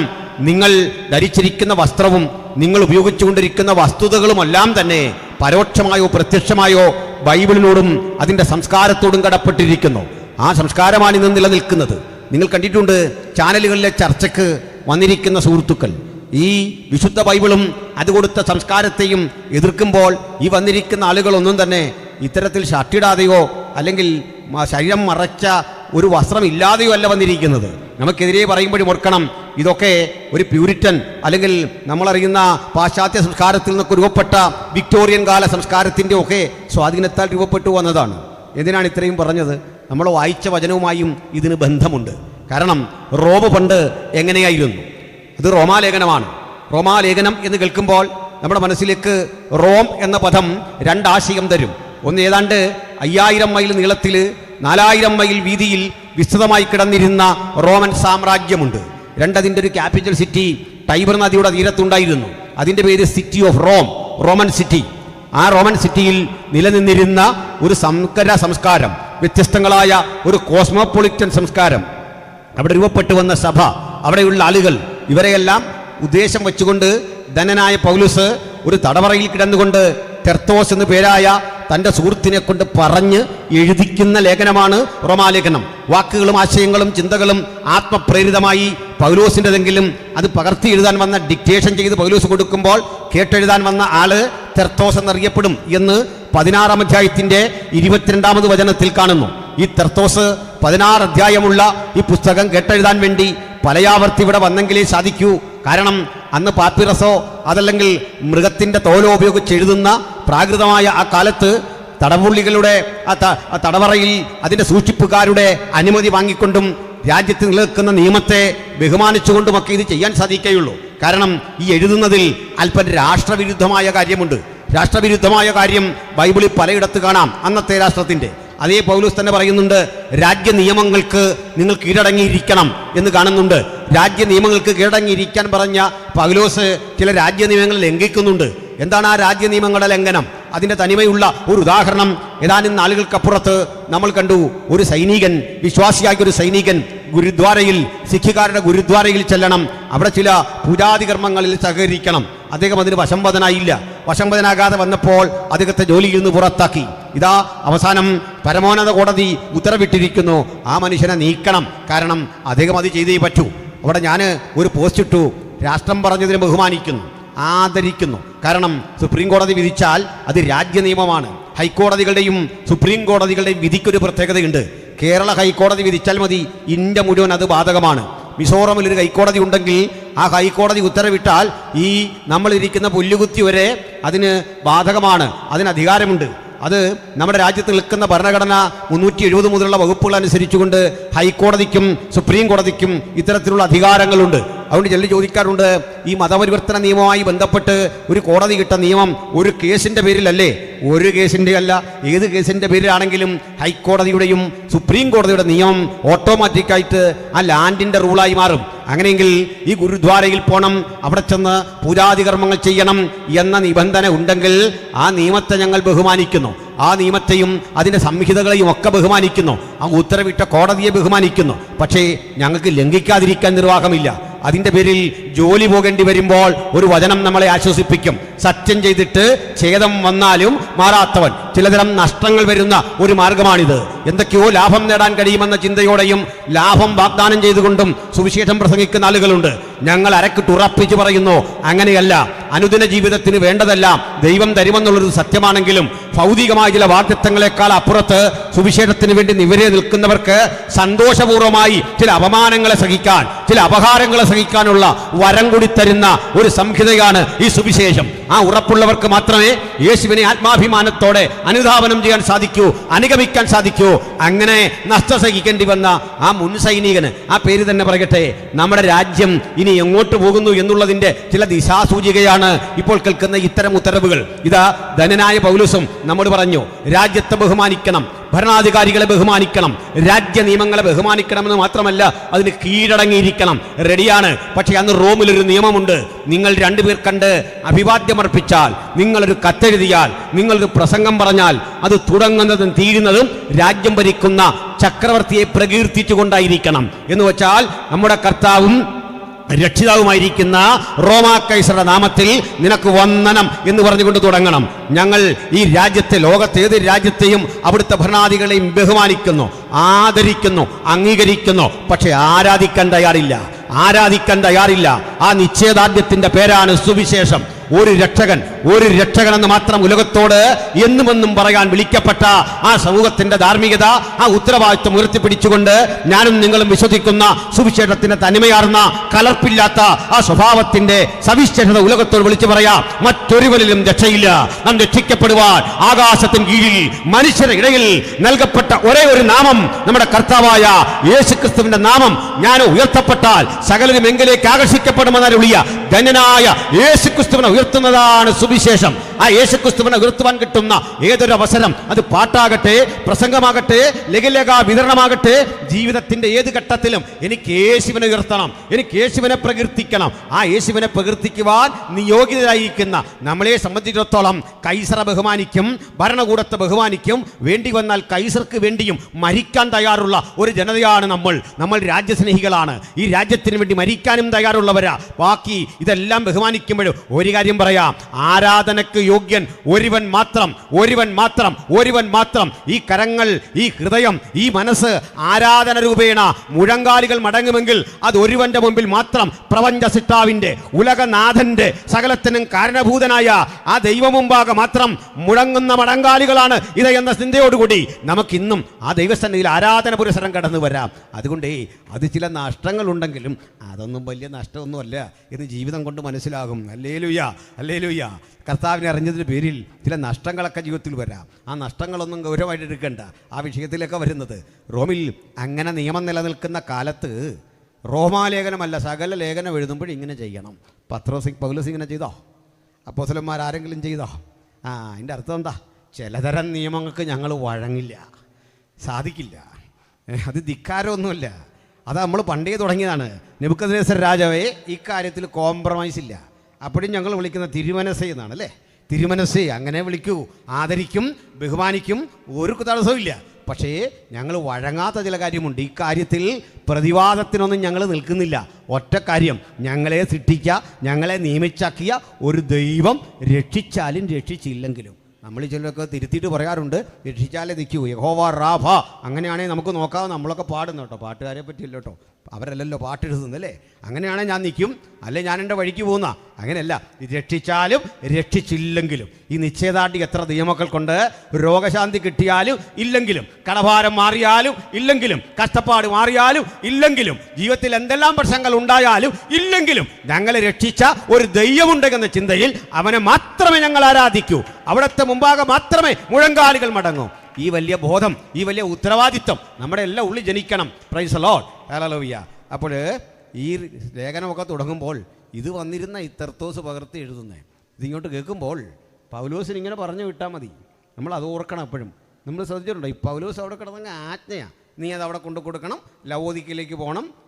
ഇത് കഴിയുമ്പോൾ നമ്മൾ ചോദിക്കുക, അച്ഛാ ഇതൊക്കെ ശരിയാ, കഴിഞ്ഞ ആഴ്ച ഞാൻ പോയതിൻ്റെ ആ കടം തീർന്നിട്ടില്ല. പായ്ക്കപ്പലിൽ കാറ്റിൻ്റെ ഗതി അനുസരിച്ച് പോകണം. കപ്പൽ പോകുന്ന വഴിക്ക് ആരും കാണാതെ വേണം പോകാൻ. ഇതെല്ലാം കൊണ്ടു കൊടുക്കണം. കെട്ടുകണക്കിനാ ഈ സാധനം കൊണ്ട് പോകണ്ടേ. 16 അധ്യായമുള്ള റോമാലേഖനം ചുമ്മിക്കൊണ്ട് ഇതിങ്ങനെയുള്ള പുസ്തകങ്ങൾ കൊണ്ട് അടുത്തടുത്ത് കൊടുക്കണം. അപ്പോൾ ആ കിടക്കുന്ന സ്ഥലം ഹെഡ് ക്വാർട്ടറും സെൻറ്ററും എല്ലാമായി ജയിലിൽ കിടന്നുകൊണ്ട് ഈ ലോകത്തെ ഇങ്ങനെ ചലിപ്പിച്ച മഹാരഥൻ്റെ പേരാ പൗലോസ്. സ്തോത്രം. ഇന്ന് കാണുന്ന അളവിലേക്ക് ആ പൗലോസ് എന്ന മനുഷ്യൻ ആ ജയിലറക്കിടെ അകത്ത് കിടന്ന് പ്രാപിച്ച വചനത്തിൻ്റെ ശക്തി എത്ര ശ്രേഷ്ഠമാണെന്നുള്ള തെളിവാ. എത്ര കോടാനുകൂടി വർഷങ്ങൾ ഈ ഭൂമി നിന്നാലും, ക്രൈസ്തവ സഭ ഇങ്ങനെ നിന്നാലും അങ്ങനെ നിൽക്കില്ല. ഞാനൊരു ഭാവന പറഞ്ഞതാ, ആ വരാനിരിക്കുന്ന ജനതയെ മുഴുവൻ ചലിപ്പിക്കാൻ വേണ്ട ഊർജം ആ ജയിലിൽ കിടന്ന് പ്രാപിച്ച ദൈവവൃത്തനിൽ വ്യാപരിച്ച അതേ ആത്മാവ്, അതേ ശക്തിയോടെ, അതേ കൃപയോടെ ഇന്ന് രാത്രി നമ്മളിലും ഉണ്ടെങ്കിൽ ഒരു കാര്യം ഉറപ്പാണ്, ഇനി വരുന്ന കാലം നിരാശയുടേതല്ല, ഇനി വരുന്ന കാലം വേദനയുടേതല്ല, ഇനി വരുന്ന കാലം ആവേശഭരിതമായി തൻ്റെ മക്കൾക്ക് പ്രവർത്തിക്കാനുള്ള കാലമാ, സുവിശേഷം വേഗത്തിൽ അറിയിക്കാനുള്ള പ്രതിജ്ഞാബദ്ധതയുടെ കാലമാ. ആ ഉത്തരവാദിത്വ ബോധത്തോടെ നമുക്ക് കർമ്മനിരതരാകാം. സ്തോത്രം. അപ്പോൾ പൗലോസ് പറയുന്നത് എങ്ങനെ? നമ്മുടെ കർത്താവും രക്ഷിതാവുമായ യേശു ക്രിസ്തുവിൻ്റെ നാമത്തിൽ. ഹല്ലേലൂയ. ഞാൻ മനസ്സിലാക്കി നമ്മുടെ ആളുകൾക്ക് ഈ അനുഗ്രഹം പലതും കിട്ടാതെ പോകുന്നതിൻ്റെ ഒരു കാരണം ഈ ആശീർവാദം കേൾക്കാൻ നിൽക്കത്തുമില്ല, അഥവാ കേട്ടാൽ ഗൗരവത്തിലെടുക്കത്തുമില്ല. അന്നേരം മിക്കവാറും ആളുകൾ ഈ ബാഗ് ഉണ്ടെങ്കിലും ഒരു പ്ലാസ്റ്റിക് കവറൂടെ കൊണ്ടേ വരുള്ളൂ. ആ പ്ലാസ്റ്റിക് കവറിട്ട് തിരിച്ചാകപ്പാടെ ഒരു വല്ലാത്ത സൗണ്ടും ഒരു ഒറ്റ ഓട്ടമാണ്. പ്രാണൻ പോകുന്ന കാര്യമാണ്. അന്ന് ഈ ആശീർവാദം പൗലോസ് പറയുന്നത് ഭരണകൂടം കേട്ട തലയങ്ങ് വെട്ടിക്കളയും. ഇത് പകർത്തി എഴുതിയ തെർത്തോസിന് കിട്ടും വേറെ ശിക്ഷ. ഭയങ്കര കുറ്റമായത്. കാരണം രാജ്യത്തൊരു ദൈവമേ ഉള്ളൂ. കാണപ്പെട്ട ദൈവം ആരാണ്? ആ കൈസറാണ്. കൈസറെ മാറ്റിക്കൊണ്ട് തലസ്ഥാനത്ത് യേശുവിനെ പ്രതിഷ്ഠിച്ച് വച്ചിരിക്കുന്ന രാജ്യവിരുദ്ധത വേണമെങ്കിൽ റിപ്പോർട്ട് ചെയ്യാം. അങ്ങനെ പ്രാണം കൊടുത്ത് പ്രാപിച്ചതൊന്നും നമ്മൾ വെറുതെ കളയാൻ പാടില്ല. ഹല്ലേലൂയ, സ്തോത്രം. അപ്പോൾ ഈ പുസ്തകത്തിൽ ചിന്താർഹമായ ഒരാശയമാണ് നമ്മൾ വായിച്ചത്. അല്പം കൂടി റോമിനെ പറ്റി ഞാനൊന്ന് പറയാം. ഏതാണ്ട് 5 തരത്തിലെ ആളുകളെ റോമിൽ കാണാം. 5 തരത്തിലെ ആളുകൾ. സൂക്ഷ്മാംശങ്ങളിൽ പഠിക്കുമ്പോൾ 5 തരത്തിലും അല്ലാതെ ഒരു 3 തരത്തിലും കാണാം. 5 തരത്തിൻ്റെ ലിസ്റ്റ് ഞാനൊന്ന് പറയാം. ഒന്ന്, റോമിലെ ഉന്നത പൗരന്മാരാണ്, പെട്രീഷ്യന്മാർ എന്നവർ വിളിക്കും. രണ്ടാമത്തെ ആളുകൾ പ്ലീബിയൻസ് എന്നറിയപ്പെടും, പെബ്ലിയൻസ് എന്നും ചില ഉച്ചാരണങ്ങളിൽ കാണുന്നു. മൂന്നാമതൊരു കൂട്ടരുണ്ട്, ക്ലെയിൻസ് എന്നാണ് പറയുക. ഇനിയൊരു കൂട്ടരുണ്ട് ഡൂലോസ് എന്നാണ് പറയുക. ഇനിയൊരു കൂട്ടരുണ്ട് എക്ഡുലോസ് എന്നാണ് പറയുക. ഇത് പറയുന്ന പോലെ കട്ടിയൊന്നുമല്ല. ഡൂലോസൊക്കെ നമുക്കറിയാമല്ലോ അല്ലേ? കട്ടിയുള്ള കാര്യമൊന്നുമല്ല. ആദ്യത്തെ കാര്യം പെട്രീഷ്യനാണ്. അതിൻ്റെ അർത്ഥം അംബാനിയെപ്പോലെ അദാനിയെപ്പോലൊക്കെ ഉള്ള വലിയ കോടീശ്വരന്മാർ. അങ്ങനെയുള്ള ആരെങ്കിലും ഉണ്ട് എന്ന് കൈയുയർത്തിയാട്ടെ? ഇല്ല. അപ്പോൾ കേൾക്കുന്നുണ്ട്. നമ്മുടെ ആളുകൾ എന്താണെന്നറിയാം, കൈവെക്കും. അതുകൊണ്ടാണ്. അപ്പോൾ അംബാനിയെപ്പോലെ അദാനിയെപ്പോലൊക്കെ ഉള്ള വലിയ കോടീശ്വരന്മാർ, രത്നവ്യാപാരികൾ, കപ്പൽ പ്രമാണിമാർ, അതിസമ്പന്നരായ മനുഷ്യർ, ഇതാണ് പട്രീഷ്യൻസ്, അല്ലെങ്കിൽ ആ കുലത്തിൽ ജനിച്ചവർ. അങ്ങനെ ആകണം പൗലൂസിനൊക്കെ ഉന്നത റോമൻ പൗരത്വം. അടുത്തത് പ്ലീബിയൻസ് ഉണ്ട്. അവരൊരു ഇടത്തരക്കാരാണ്. ഇവരിത് വളരെ അകലമാണ്, വളരെ അകലമാണ്. സമ്പന്നരാണ്, പക്ഷേ എത്തിപ്പിടിക്കാനാവാത്ത ഉയരത്തിലാണ് പെട്രീഷ്യൻ. പെട്രീഷ്യനെ വെറുതെ ചോദ്യം ചെയ്യാനൊന്നും പറ്റില്ല, ഒരു രക്ഷയില്ല. അവർക്ക് ഒത്തിരി അവകാശങ്ങളും അധികാരങ്ങളും, പ്രിവിലേജസ് എന്ന് പറയും, ഒത്തിരി റൈറ്റ്സ് ഉണ്ട്. ഒരു MLA-ക്കെതിരെ കേസ് വന്നാൽ പെട്ടെന്നൊന്നും അറസ്റ്റ് ചെയ്യാൻ പറ്റില്ല. നിയമം അങ്ങനെ ഈ രാജ്യത്ത്. കാരണം എന്താ? അവർ സ്പീക്കറുടെ കീഴിലാണ്, സ്പീക്കറുടെ അനുമതി വാങ്ങണം. കാരണം നിയമനിർമ്മാണ സഭയിൽ ഉള്ള ആളാണ് അദ്ദേഹം. അതുകൊണ്ടാണ് നമ്മൾ പറയില്ലേ, കളക്ടറുമൊക്കെ MLA-ക്ക് താഴെയാണ്. അതിൻ്റെ കാരണം എന്താ? നിയമം വ്യാഖ്യാനിക്കുന്ന ആളുകളാണ് നിങ്ങളെങ്കിൽ, നടപ്പിലാക്കുന്ന ആളുകളാണ് നിങ്ങളെങ്കിൽ, നമ്മുടെ പ്രതിനിധിയാണ് ആ പോയി നിൽക്കുന്നത്. നമ്മൾ പറയില്ലേ, ഒരു രാഷ്ട്രീയക്കാരൻ പറഞ്ഞപ്പോൾ എന്തിനാ ഈ SI കേൾക്കുന്നത്, പോലീസ് കേൾക്കുന്നത്? ആൾ രാഷ്ട്രീയക്കാരനാണ് അധികാരം. കാരണം ജനാധിപത്യ രാജ്യത്ത് നമ്മൾ വോട്ട് ചെയ്ത് വിട്ട ആളിനാണ് SIയേക്കാൾ പവർ. നമ്മുടെ ശബ്ദം അത്, മെമ്പറെന്ന് പറഞ്ഞാൽ നമ്മുടെ ശബ്ദമാണ്. ഈ 10,000 പേരുടെ ശബ്ദം ക്രോഡീകരിച്ചൊരുത്തൻ ചെന്ന് നമുക്ക് വേണ്ടി വാദിക്കുക. നമ്മൾ ഇത്രയും പേരുണ്ട്, നമ്മളാ ശമ്പളം കൊടുക്കുന്നത്, അതുകൊണ്ടാണ് അധികാരത്തോട് അവരിടപെടുന്നത്. അങ്ങനെയാണ് എൻ്റെ വ്യാഖ്യാനം. തോറ്റുപോയാൽ തന്നെയുണ്ട് അവർക്ക് ചില അധികാരങ്ങൾ, സാമൂഹ്യമായ ചില നോംസ് ഉണ്ട്. ഇത് പെട്ടീഷന്മാർക്ക് അതിൽ കൂടുതലാണ്. വെറുതെ ചോദ്യം ചെയ്യാനൊന്നും പറ്റില്ല. അതുകൊണ്ടാണ് ഒരു റോമാ പൗരനെ വിചാരണ കൂടാതെ ശിക്ഷിക്കുന്ന വിഹിതമോ അടിക്കുന്ന വിഹിതമോ എന്ന ഒറ്റ ചോദ്യത്തിൻ്റെ മുമ്പിൽ അവർ ഭയന്നു പോകുകയാണ്. പ്രത്യാഘാതം വളരെ വലുതാണ്. അപ്പോൾ ഒന്ന് പെട്രീഷ്യനാണെങ്കിൽ, രണ്ട് പ്ലിബിയന്മാരാണ്. ഇവർ വന്ന് പാർക്കുന്ന ആളുകളാണ്, വന്ന് പാർക്കുകയോ ഒക്കെ ചെയ്യുന്ന ആളുകളാണ്, സമ്പന്നരാണ്, കച്ചവട താല്പര്യാർത്ഥമൊക്കെ വന്നിട്ടുള്ള ആളുകളാണ്. നമ്മുടെ ലുധിയ ഒക്കെ ഉണ്ടല്ലോ, ഇങ്ങനെയാണ് രക്താംബരം വിൽക്കുന്ന ലുധിയ. യഹൂദ സ്ത്രീയാണ്, പക്ഷെ അവിടെ ചെന്നപ്പോൾ അവിടെ അങ്ങനെ വന്ന് പാർത്തതാണ്. യഹൂദ സ്ത്രീ എന്ന് ഞാൻ പറഞ്ഞത് ഈ ആളുകളുടെ പേര് കൊണ്ട് ഏകദേശം അവരുടെ കൾച്ചറും എവിടുന്ന് വന്നവരെന്നൊക്കെ നമുക്ക് മനസ്സിലാക്കാമല്ലോ. അങ്ങനെയല്ലേ? ഏകദേശം മനസ്സിലാക്കത്തില്ലേ? ഇല്ലേ? ഞാൻ എൻ്റെ ജീവിതത്തിൽ ഇതുവരെ ശോശാമ്മ എന്ന പേരുള്ള ഒരു മദാമയെ കണ്ടിട്ടില്ല. അതുകൊണ്ട് പറഞ്ഞാണ്. ഒരു മിഷണറി നമ്മോട് ഇവിടെ നിന്ന് സംസാരിക്കാനുണ്ട്, അങ്കച്ചൻ എന്നാ പേര്, ഞാനങ്ങനെ കണ്ടിട്ടില്ല. അതുകൊണ്ട് പറഞ്ഞാണ്. അച്ചൻകുഞ്ഞെന്ന പേരുള്ള ഒരു സായിപ്പിനെ ജീവിതത്തിൽ ഇതുവരെ ഞാൻ കണ്ടിട്ടില്ല. അതുകൊണ്ട് പറഞ്ഞാണ്. അതൊക്കെ നമ്മുടെ ആൾക്കാരാണ്. അച്ചൻകുഞ്ഞ് അല്ലെങ്കിൽ ഇങ്ങനെയൊക്കെയുള്ള പേരുകൾ മലയാളി പേരുകൾ, അതുകൊണ്ട് പറഞ്ഞാണ്. ശരിയല്ലേ? അപ്പോൾ ലുധിയ എന്നുള്ള പേര് കേട്ട് ഞാനങ്ങ് സങ്കല്പിച്ച, നിങ്ങൾ പിണങ്ങേണ്ട കാര്യമില്ല, അവരാരെങ്കിലും ആകട്ടെ. അപ്പോൾ ഇതുപോലെ പെബ്ലിയന്മാരങ്ങനെയാണെങ്കിൽ മൂന്നാമതൊരു കൂട്ടരുണ്ട്, ക്ലൈൻസ്. ഈ പദങ്ങൾ കേട്ടിട്ടുണ്ട്. വക്കീൽ പറയില്ല, എൻ്റെ ക്ലൈൻറ്റിൻ്റെ കാര്യത്തിൽ അതിൻ്റെ ഉത്തരവാദിത്തം, കക്ഷി എന്നതിൻ്റെ അർത്ഥം. അപ്പോൾ ഇവരും വന്നിട്ടുള്ള ആൾക്കാരാണ്, പണിയെടുപ്പിക്കാൻ വേണ്ടി കൊണ്ടുവന്ന ഡെയിലി വേജസ്സുകാരാണ്. ഡെയിലി വേജസ് ആയതുകൊണ്ട് തന്നെ മറ്റധികാരങ്ങളും അവകാശങ്ങളുമില്ല. നേരെ പോയി ഗവർണറുടെ മുമ്പിലൊന്നും നിൽക്കാൻ പറ്റില്ല. ഒരു പെട്രീഷ്യൻ അല്ലെങ്കിൽ അയാൾ ചുമതലപ്പെടുത്തുന്ന ഒരാൾ വന്നു വേണം ഇയാൾക്ക് വേണ്ടി സംസാരിക്കാൻ കോടതിയിൽ. അങ്ങനെ വക്കീലെന്നൊക്കെ ഒരു ആശയം വരുന്നത്. നിയമം അറിയാവുന്ന, റോമിനെ പറ്റി അറിയാവുന്ന ഒരാൾ, റോമൻ കൾച്ചർ അറിയാവുന്ന ഒരാൾ, ഇതെൻ്റെ ക്ലൈൻ്റാണ്, ഞാൻ വില കൊടുത്ത് മേടിച്ച ആളാണ്, ഡെയിലി വേജസിനാണ് മേടിച്ചിരിക്കുന്നത്, ഇങ്ങനെയൊക്കെയാണ്. അത് ക്ലൈൻസ്. ഈ മൂന്നാമത്തെ കൂട്ടരാണ് ഡൂലോസ് എന്ന് പറയുന്നത്. അവരടിമകളാണ്. അവർക്ക് കൂലിയില്ല, പകരം ഭക്ഷണം, ജോലിക്ക് പകരം ഭക്ഷണം, വേവിച്ച ഗോതമ്പും മുതിരയും ഉപ്പിട്ട് ഭക്ഷിക്കാൻ കൊടുക്കുക, എന്നിട്ട് ജോലി ചെയ്യുക. ഇതാണ് സ്ഥിതി. ഇനി ഇവരിൽ നിന്ന് മോചിതരായ ആളുകളുണ്ട്, അവരെ എക്ഡുലോസ് എന്നാണ് പറയുക, ഡുലോയ് എന്ന് ബഹുവചനം. ഇവിടുന്ന് ഇവരെ മോചിപ്പിച്ചെടുക്കുക. ഇത്രയും തരത്തിലെ ആളുകളുണ്ട്. മോചിപ്പിച്ച് എടുത്ത ആളും സത്യത്തിൽ ഈ രണ്ടാമത്തെ പദവിയിലൊക്കെ എത്തത്തേ ഉള്ളൂ. അതിനപ്പുറത്തേക്കൊക്കെ പോകാൻ ഭയങ്കര പാടാണ്, ബുദ്ധിമുട്ടാണ്. പക്ഷെ ഒരു പ്രശ്നം ഇവിടെയുണ്ട്. ഈ 5 തരം ആളുകൾ സംഘർഷഭരിതമായൊരു കാലാവസ്ഥയിലൂടെ പോകുകയാണ്. എപ്പോഴും ഒരു സംഘർഷമുണ്ടാകാം. അതുകൊണ്ട് തന്നെ ബുദ്ധിമാന്മാരായിരുന്നു പെട്രീഷ്യന്മാർ. ഇവർ ആയോധനകല പഠിക്കുന്ന അടിമകളുണ്ട്. ആയോധനകല എന്ന് പറഞ്ഞാൽ അഭ്യാസമൊക്കെ പഠിക്കുന്ന അടിമകൾ. ഇത് പറഞ്ഞപ്പോഴാണ് ഓർത്തത്, ഈ കുട്ടികളൊക്കെ പറയില്ല, അന്യായ തള്ള എന്ന് പറയില്ലേ. എൻ്റെ ജീവിതത്തിൽ ഞാൻ 3 തരം ആളുകളിൽ നിന്നാണ് ഈ തള്ള് എന്ന് പറയുന്ന വിധത്തിലെ കാര്യം കേട്ടത്. ക്ഷമിക്കണം, അത് പറയുന്നില്ല. ഒന്ന് മിലിറ്ററിയിൽ നിന്ന് വന്നിട്ടുള്ള ആൾക്കാർ, യുദ്ധത്തിലൊക്കെ പോയ കഥ കേൾക്കുമ്പോൾ, നമ്മുടെയൊക്കെ ബാല്യത്തിൽ ഇത് കേട്ടിട്ടില്ലേ. ഞാൻ കാർഗിൽ തോട്ടടുത്തിരിക്കുകയായിരുന്നു. അപ്പോഴാണ് പാകിസ്ഥാൻ ഇങ്ങോട്ട് നിരന്തരം മിസൈൽ എടുത്തെറിയുന്നു. ഞാനും ഒരു വെട്രിവേലും ഉണ്ട്. ഇങ്ങനെ നോക്കിക്കൊണ്ടിരിക്കുമ്പോൾ ആന്ധ്രയിലെ വെട്രിവേൽ അവിടെ നിൽക്കുന്നു. ഞാൻ ആ മിസൈലെല്ലാം എടുത്ത് കാപ്പി തിളപ്പിച്ചെന്നു. നമ്മുടെ ബാല്യത്തിൽ ഇതൊക്കെ കേട്ടിട്ടുണ്ട്. നേരാന്നോർത്ത് നമ്മളിങ്ങനെ അടുത്ത കഥ കേൾക്കാനിരിക്കുക. രണ്ടാമത്തെ ആൾക്കാർ ഈ അഭ്യാസികളാണ്. പുള്ളി അടിച്ച് നിരത്തിയ കഥയാണ് പറയുന്നത്. സ്കൂളിലൊക്കെ പഠിക്കുന്ന കാലത്ത് ഇവൻ അടിച്ചതും അല്ലേ. മൂന്നാമത്തെ ആളുകൾ ഭൂതത്തെ ഇറക്കുന്ന പാസ്റ്റർമാരാണ്.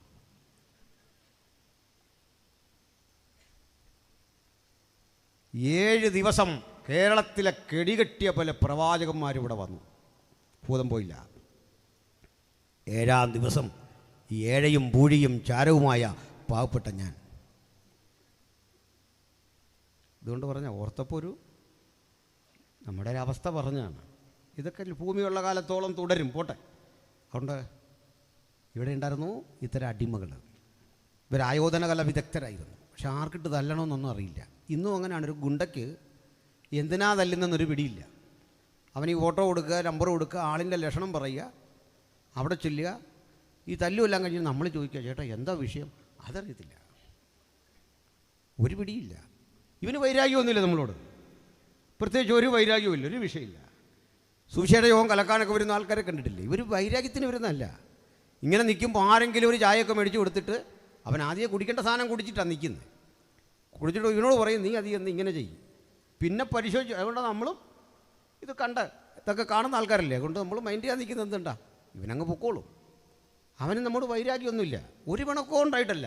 പാവം മനുഷ്യനും ആയിരിക്കും. ഗുണ്ടകളെല്ലാം അങ്ങനെ, അവരെന്തിനു തല്ലി ആർക്കിട്ട് തല്ലിയെന്നൊന്നും ഒരു പിടിയില്ല. ജോലി ചെയ്യുന്നു, പോന്നു, മാത്രമേ ഉള്ളൂ. ഇതാണ് ഇവരെങ്കിൽ ഇവർ മിലിറ്ററിയിൽ എടുക്കില്ല, റോമിൽ. അതിന് കാരണം എന്താ? ഈ മിലിറ്ററി ശക്തപ്പെട്ടിട്ട് ഭരണകൂടത്തെ നാളെ അട്ടിമറിച്ച് പാകിസ്ഥാനിലൊക്കെ സംഭവിക്കുന്ന പോലെ സംഭവിക്കുമോ എന്നുള്ള പേടി. അവിടെയാണ് നമ്മുടെ രാജ്യത്തിൻ്റെ ഒരു മഹത്വം. അതെന്താ മഹത്വം എന്ന് പറയണ്ടേ? ഇത്രയും ജാതികൾ, ഇത്രയും വംശങ്ങൾ, ഇത്രയും വൈരുദ്ധ്യങ്ങൾ നിലനിൽക്കുന്ന രാജ്യമാണ് നമ്മുടെ. പക്ഷെ ഒരു മിനിറ്റ് പോലും ഇന്ത്യ പട്ടാളം ഭരിച്ചിട്ടില്ല. ഒരു മിനിറ്റ്, ഒരു സെക്കൻഡ് പോലും ഭരിച്ചിട്ടില്ല. അത് ഭരണഘടനയുടെ ഗുണമാണ്. അങ്ങനെയാണ് അതിൻ്റെ കാര്യങ്ങൾ, സംവിധാനം അങ്ങനെയാണ്. അത് പോട്ടെ. അപ്പോൾ പറഞ്ഞത് റോമിങ്ങനെയാണ്. മറ്റൊന്നു കൂടി റോമിനെ പറ്റി പറയാം. എന്നിട്ട് അവിടെ വിരസമായ ചരിത്രം ഞാനങ്ങ് വിട്ടേക്കാം. റോമിലാണ് നീതിന്യായ കോടതികളുടെ ഇന്ന് കാണുന്ന ശൈലിയുടെ ഒരു പൂർവ്വരൂപം. അതിനു മുമ്പും കോടതികളുമൊക്കെ ഉണ്ടെങ്കിലും ഇന്ന് നമ്മുടെ തൊട്ടടുത്ത കോടതി എനിക്ക് ചങ്ങനാശ്ശേരിയാകണം, അങ്ങനെയാണ്. അല്ലെങ്കിൽ തിരുവല്ല കോടതിയാകണം. ഇത് പത്തനംതിട്ട ജില്ലയാണെന്ന് മനസ്സിലാക്കുന്നു. അപ്പോൾ തിരുവല്ലയാകണം കോടതി. അപ്പോൾ ഈ കോടതിയിൽ ഇപ്പോഴും ഉപയോഗിച്ചു കൊണ്ടിരിക്കുന്ന ഭാഷ റോമൻ ഭാഷയാണ്, ലാറ്റിൻ ഭാഷയാണ്. റോമക്കാരൻ്റെ ഭാഷയാണ് ലാറ്റിൻ. ഇന്നും തിരുവല്ല കോടതിയിൽ ഉപയോഗിക്കുന്ന ഭാഷ ലാറ്റിൻ ഭാഷയാണ്. എന്താ കാര്യം? നമ്മളിൽ ഒരാളെ കാണാതായെങ്കിൽ കാണാതെ പോയ ആ മനുഷ്യനെ കണ്ടുകിട്ടാൻ വേണ്ടി നമ്മൾ കോടതിയിൽ ഒരു അർജി കൊടുക്കും. അതിൻ്റെ പേര് ഹേബിയസ് കോർപ്പസ് എന്നാണ്. ഇത് ലാറ്റിൻ പദമാണ്. നമ്മൾ ജുഡീഷ്യറി എന്ന് പറയുമല്ലോ, അത് ലാറ്റിനാണ്.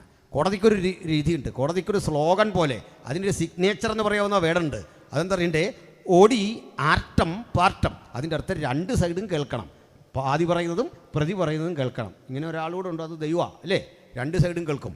നമ്മൾ പ്രാർത്ഥിച്ചാലും ശത്രു പ്രാർത്ഥിച്ചാലും കേൾക്കും. അതുകൊണ്ട് വലിയ വീര്യം വെച്ച് പ്രാർത്ഥിക്കരുത്, ഒരുത്തൻ തകരാണെന്നും പ്രാർത്ഥിക്കരുത്. കാരണം എന്താ? ദൈവം രണ്ട് സൈഡും കേൾക്കുമെന്ന്. രണ്ട് വശവും കേട്ടിട്ട് നീതിയുള്ള ന്യായാധിപതി ഒരു വിധിയൊക്കെ പുറപ്പെടുവിക്കുള്ളൂ. അതിനെ ദൈവത്തിൻ്റെ ഹിതമറിഞ്ഞ് പ്രാർത്ഥിക്കണമെന്ന്, ദൈവത്തിൻ്റെ പദ്ധതി അറിഞ്ഞ് പ്രാർത്ഥിക്കണമെന്ന്. ഒഡിബിൾ ആയിരിക്കണം. You should be audible for both side.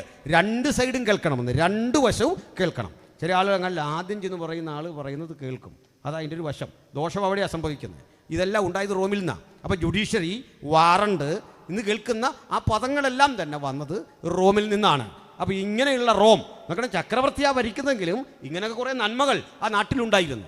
ഇതൊക്കെ എന്തിനാണ് ഉപയോഗിച്ചത്?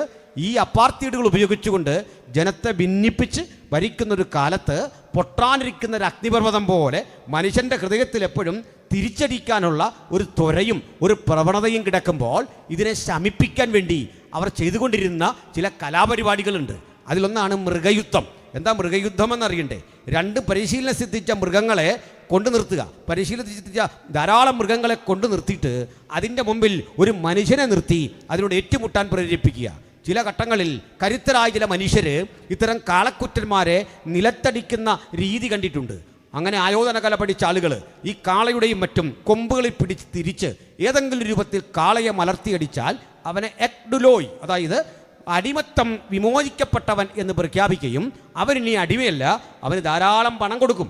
അവന് പാരിതോഷികങ്ങൾ കൊടുക്കും. ഇത് കണ്ട് ചെറുപ്പക്കാർ ആകൃഷ്ടരായി വന്ന് ഇങ്ങനെയുള്ള കാളക്കുറ്റനോട് മല്ലുപിടിച്ച് ജയിക്കാനൊക്കെ ശ്രമിക്കും. പൗലോസ് പറയുന്നില്ലേ, ഞാൻ എഫസോസിൽ വെച്ച് മൃഗയുദ്ധം ചെയ്തത് വെറും മാനുഷ്യമെന്ന് വരികിൽ. ഇതിൻ്റെ അർത്ഥം എന്താ? പൗലോസ് ഇങ്ങനെ സാമ്പത്തിക ബുദ്ധിമുട്ട് വന്നപ്പോൾ കാളക്കൂറ്റിനോട് പിടിച്ചെന്നല്ല, പിന്നെന്താ? സ്പിരിച്വലാണെന്നാണ് പറയുന്നത്. പോരാട്ടമുള്ള ദുഷ്ടസേനയോട് പിടിച്ച് ജയം വരിച്ച അനുഭവം പറയുന്നത് മാനുഷ്യമെന്ന് വരികിൽ, മാനുഷ്യമല്ലാന്ന് അതിൻ്റെ അർത്ഥം. അപ്പോൾ ഇങ്ങനെയൊക്കെയുള്ള പരിപാടികൾ കണ്ട് ആകൃഷ്ടരായി വരുമ്പോൾ അന്ന് യജമാനന്മാർ, പെട്രീഷ്യന്മാർ അടിമകളെ ഉപയോഗിച്ചു കൊണ്ടിരുന്ന രീതി മദ്യം കൊടുത്തും നല്ല ഭക്ഷണ പദാർത്ഥങ്ങൾ കൊടുത്തും തടിപ്പിച്ച ശരീരം, പുഷ്ടിയുള്ള ശരീരം ഉളവാക്കിയിട്ട് ഇവരോട് പറയും, നീ പടപൊരുതി ജയിച്ചാൽ നീ അടിമത്തം റദ്ദ് ചെയ്യാം, 2 സുന്ദരിയായ പെൺകുട്ടികളെ നിനക്ക് ഭാര്യമാരായി തരാം.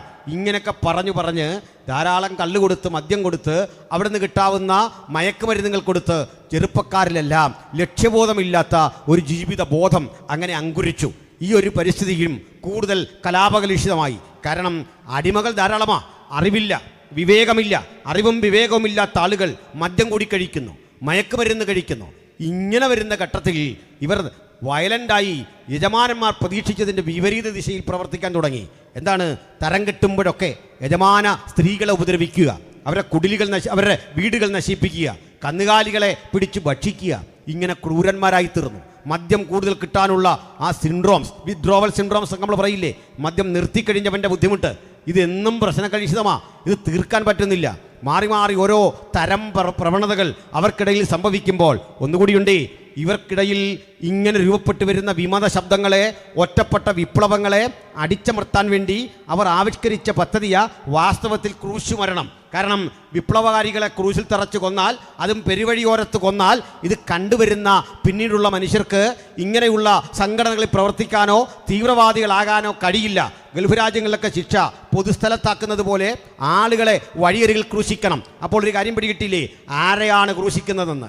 റോമിലെ അടിമകളെ. അതും അടിമകളെ വെറുതെ ക്രൂശിക്കുകയല്ല, ചാരപ്പണി ചെയ്തവരെ, രാജാവിനെ അട്ടിമറിക്കാൻ ശ്രമിച്ചവരെ, യജമാനന്മാരെ സ്വത്തപകരിച്ചവരെ, ഈ വലിയ കെട്ടുവള്ളങ്ങൾ മുക്കിക്കളഞ്ഞ് അതിനകത്തെ ചരക്കുകൾ കൊള്ളയടിച്ചവരെ, ആളുകളെ നിഷ്കരണം കൊന്നവരെ. നമ്മളൊരു പദം പഠിക്കും, അവനെ അധർമ്മികളുടെ കൂട്ടത്തിൽ എണ്ണി. നസ്രായനായ യേശുവിനെ അധർമ്മികളുടെ കൂട്ടത്തിൽ എണ്ണി ക്രൂശിച്ചു കൊല്ലാൻ കാരണം ദൈവമൊക്കെ മനസ്സിലായി കാണും. ഞാൻ പറയട്ടെ, ഇങ്ങനെ കിടന്ന റോമിൽ ആളുകൾ ഒതുങ്ങുന്നില്ല. ഒറ്റപ്പെട്ട വിപ്ലവങ്ങൾ അത് തിരയടിക്കും പോലെ ചില ഘട്ടങ്ങളിൽ ഭരണകൂടത്തെ അടിമുടി വിറപ്പിക്കുന്ന പരിസ്ഥിതി സംജാതമായപ്പോൾ ഇതിന് തടയിടാൻ ഭരണകൂടം ഒരു സിദ്ധാന്തം കൊണ്ടുവന്നു. അത് വളരെ ചെറുതാണ്. അത് 1 മിനിറ്റ് കൊണ്ട് പറഞ്ഞ് ഞാൻ ബൈബിളിലേക്ക് നേരെ കിടക്കുകയാണ്. മനസ്സിലാവുന്നുണ്ടോ ഇതൊക്കെ? അപ്പോൾ അതുകൂടി പറയാം. സർക്കാർ കൊണ്ടുവന്ന ഒരു നിയമത്തിൻ്റെ പേരാണ് പാക്സ് റൊമാന എന്ന് പറയും. അതിൻ്റെ അർത്ഥം റോമൻ പീസ്, റോമൻ സമാധാനം. എന്തായിരുന്നു റോമൻ സമാധാനം എന്നറിയണ്ടേ? ക്രൂശിച്ചിട്ട് അത് ധാരാളം അടിമകളെ വഴിയോരത്തിങ്ങനെ ക്രൂശിക്കും. ഇങ്ങനെ ധാരാളം പേര് ക്രൂശിക്കപ്പെട്ട് കിടക്കുന്ന കാണുമ്പോൾ ഒരു സമാധാനമൊന്നും തല്ലി ഒതുക്കും. നമ്മുടെ അടിയന്തരാവസ്ഥ എന്നൊക്കെ പറയല്ലോ പണ്ട്. അടിച്ചൊതുക്കുക, അക്രമികളെ അടിച്ചൊതുക്കുക. ഇതാണ് സ്ഥിതി. കുട്ടികളൊക്കെ സമരം ചെയ്ത് കഴിഞ്ഞ് പോലീസ് ഒന്ന് പെരുമാറിപ്പോയി കഴിഞ്ഞ് ആ കുട്ടികളുടെ അവസ്ഥ കണ്ടിട്ടുണ്ടോ? വഴി കിടക്കുക, അതാ സമാധാനം. കുട്ടികൾ വയലൻ്റായി, പോലീസ് ആകാശത്തേക്ക് വെടിവെച്ചു, 2-3 പേര് മരിച്ചു. ഇങ്ങനെയൊക്കെയുള്ള കഥകൾ കേൾക്കുമ്പോൾ ഓർക്കണം, എന്തിനു ചെയ്താ? സമാധാനം വരാൻ ചെയ്താ. ഇതിൻ്റെ പേരാണ് പാക്സ് റൊമാന. അടിമകളുടെ എണ്ണം പറഞ്ഞ് വഴിയിലിട്ട് ക്രൂശിക്കുക. പക്ഷേ ഇതങ്ങോട്ട് കഴിയുമ്പോൾ ഈ മരിച്ചവൻ്റെ സുഹൃത്തുക്കളൊക്കെ ഒത്തുകൂടും, അവൻ്റെ സഹോദരങ്ങൾ ഒത്തുകൂടി അടുത്ത തീവ്രവാദ സംഘടനയ്ക്ക് രൂപം കൊടുക്കും. ഇതിന് പിന്നിൽ പ്രവർത്തിച്ചവർക്കെതിരെ കലാപം നടത്തും. ഇങ്ങനെ റോമിൽ ഒത്തിരി വിപ്ലവങ്ങൾ ജയിച്ചിട്ടുണ്ട്. സ്പാർട്ടക്കസിൻ്റെ ഒക്കെ ചരിത്രം പഠിച്ചാൽ അത് മനസ്സിലാവും. ഇങ്ങനെയാ കഥ. പക്ഷെ ഒരു കാര്യം അറിയട്ടെ, പലതരം വിപ്ലവാശയങ്ങളും സമാധാനത്തിൻ്റെ പ്രതിവിധികളും രൂപപ്പെട്ടപ്പോൾ അവരെയെല്ലാം അമ്പരപ്പിച്ചുകൊണ്ട് ഒരിക്കലായി ഒരുവൻ ക്രൂശിക്കപ്പെട്ടു. മുഴുലോകത്തിനും സമാധാനം. പാക്സ് റൊമാനയല്ല, മുഴുലോകത്തിനും സമാധാനം. ക്രിസ്തു യേശുവിലെ സമാധാനം. എന്താ കാരണം? നമ്മുടെ സമാധാനത്തിനായുള്ള ശിക്ഷ അവൻ്റെ മേലായി. ഉലകത്തിന് മുഴുവൻ സമാധാനം വരുത്തുവാൻ കർത്താവായ യേശുക്രിസ്തു എന്ന യുഗപുരുഷൻ ഇന്നേക്ക് 2000 ആണ്ടുകൾക്കപ്പുറത്ത് ക്രൂശിക്കപ്പെട്ടപ്പോൾ റോമിന് മാത്രമല്ല ഉലകത്തിന് മുഴുവൻ സമാധാനം. ആ സമാധാനത്തിൻ്റെ സന്ദേശം റോമാ സമൂഹത്തോടും റോമൻ ഭൂപടത്തിൻ്റെ പരിധിക്കുള്ളിൽ അധിവസിക്കുന്ന ജനത്തോടും ഉച്ചസ്ഥരം ഘോഷിക്കാൻ ദൈവത്താൽ നിയോഗിതനായ ധനനായ പൗലോസ് സുവിശേഷം അറിയിച്ചു. റോമിൽ, കൊരിന്തിൽ, എഫെസോസിൽ പലയിടങ്ങളിൽ സുവിശേഷം അറിയിച്ച് 3 പതിറ്റാണ്ടാണ് അദ്ദേഹത്തിന് കിട്ടിയത്. 30 കൊല്ലങ്ങൾ. 30 കൊല്ലം കഴിയുമ്പോൾ ചാരിതാർത്ഥ്യ ബോധത്തോടെ അദ്ദേഹം പറയുന്ന ഒരു കാര്യമുണ്ട്: നിങ്ങളുടെ വിശ്വാസം ലോകം മുഴുവൻ പ്രസിദ്ധമായിരിക്കുന്നു. ഫേസ്ബുക്കൊന്നും ഇല്ലാത്ത കാലത്തെ, ആധുനിക സംവിധാനങ്ങളും പത്രങ്ങളും ഒന്നും ഇല്ലാത്ത കാലത്തെ, ഉച്ചഭാഷകളില്ലാത്ത കാലത്തെ ലോകം മുഴുവൻ ഈ വിശ്വാസത്തെ പ്രസിദ്ധമാക്കാൻ ഒരു മനുഷ്യൻ്റെ നിശ്ചയദാർഢ്യത്തിന് അത്രയും കഴിവുണ്ടായിരുന്നെങ്കിൽ നമുക്കിന്ന് പ്രതിജ്ഞാബദ്ധരാകണം. ഈ സുവിശേഷം മാത്രമേ ലോകത്തിന് സമാധാനം നൽകൂ എന്ന് റോമിൽ തെളിയിക്കപ്പെട്ടിട്ടുണ്ടെങ്കിൽ 3 നൂറ്റാണ്ടുകളുടെ വ്യത്യസ്തതയ്ക്കപ്പുറത്തേക്ക് റോമൻ സാമ്രാജ്യമാകെ മാറി. ഈ സുവിശേഷം അവിടെല്ലാം വ്യാപരിച്ചു. സ്ഥിതിഗതികൾക്ക് മാറ്റമുണ്ടായി. അതിൻ്റെ തൊട്ട് മുമ്പ് ഈ പൗലോസ്ലീഹയുടെ ശുശ്രൂഷയോട് ബന്ധപ്പെട്ട് അദ്ദേഹം റോമിൽ രൂപപ്പെട്ട ആ സഭയോട് പറയുന്ന ആലോചനയാണ് റോമർക്ക് എഴുതിയ ലേഖനം. ഇത് പ്രധാനപ്പെട്ട ചില ആശയങ്ങൾ നമുക്ക് തരുന്നു. ഇതിൽ പറയുന്ന പ്രധാന സന്ദേശം വിശ്വാസത്താലുള്ള നീതീകരണം. അതിൽ ദൈവാസന്മാരെല്ലാം പഠിക്കും. സൺഡേ സ്കൂൾ കുട്ടികളെയും ഇത് പഠിപ്പിക്കാറുണ്ട്. ദത്തെടുപ്പാണ്, വീണ്ടെടുപ്പാണ് ഇതിലെ സുശക്തമായ മറ്റൊരാശയം. പിന്നെ ആ ക്രിസ്തുയേശുവിൻ്റെ ആ കൃപയിൽ നിരന്തരം തുടരുന്ന ആളുകൾക്ക് കിട്ടുന്ന പുത്രത്വവും ഇതെല്ലാം ഇതിൽ പ്രകടമാണ്. ഇതെല്ലാം വസ്തുതാപരമായി രേഖപ്പെടുത്തി വച്ചിരിക്കുക ഈ ഗ്രന്ഥത്തിൽ. ഇവിടെ നമ്മൾ വായിച്ച വചനം ഇങ്ങനെയാണ്: സഹോദരന്മാരെ, ഞാൻ ദൈവത്തിൻ്റെ മനസ്സലിവോർപ്പിച്ച് നിങ്ങളെ പ്രബോധിപ്പിക്കുന്നു. നിങ്ങൾ ബുദ്ധിയുള്ള ആരാധനയായി നിങ്ങളുടെ ശരീരങ്ങളെ ജീവനും വിശുദ്ധിയും ദൈവത്തിന് പ്രസാദമുള്ള യാഗമായി സമർപ്പിക്കുക.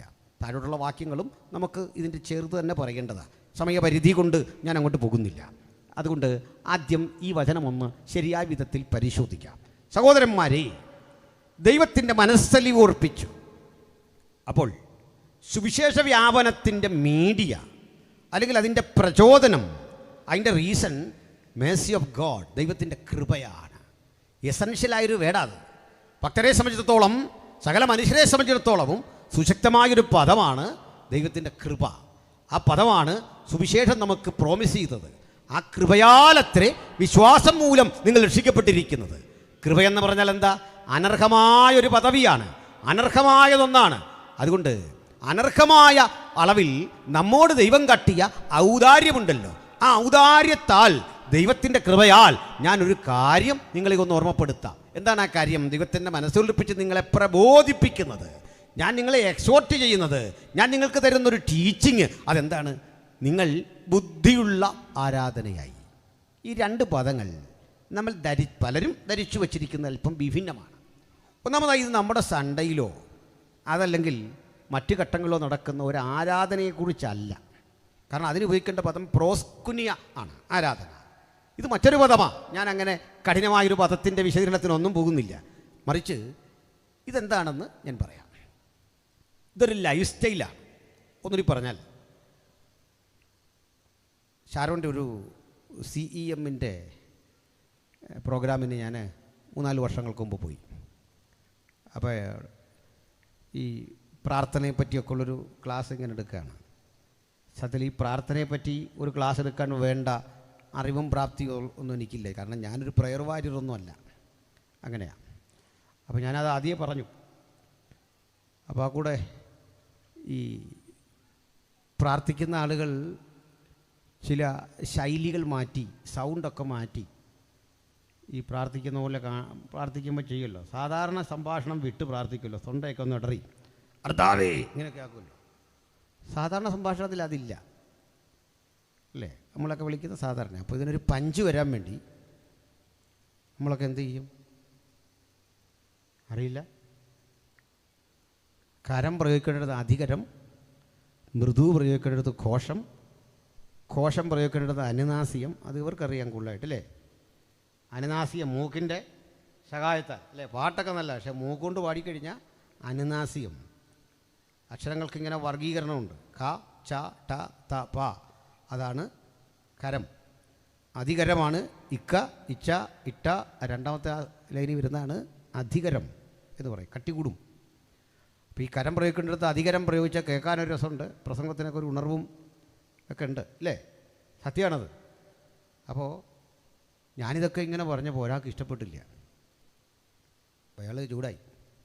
ചെറുപ്പക്കാരനാ. എന്നിട്ട് ഇത്രയും നേരം നിങ്ങൾ പറഞ്ഞല്ലോ പ്രാർത്ഥനയെപ്പറ്റി പറഞ്ഞു. ഒരു ദിവസം എത്ര നേരം പ്രാർത്ഥിക്കും? ഞാൻ പേടിച്ചു പോയി.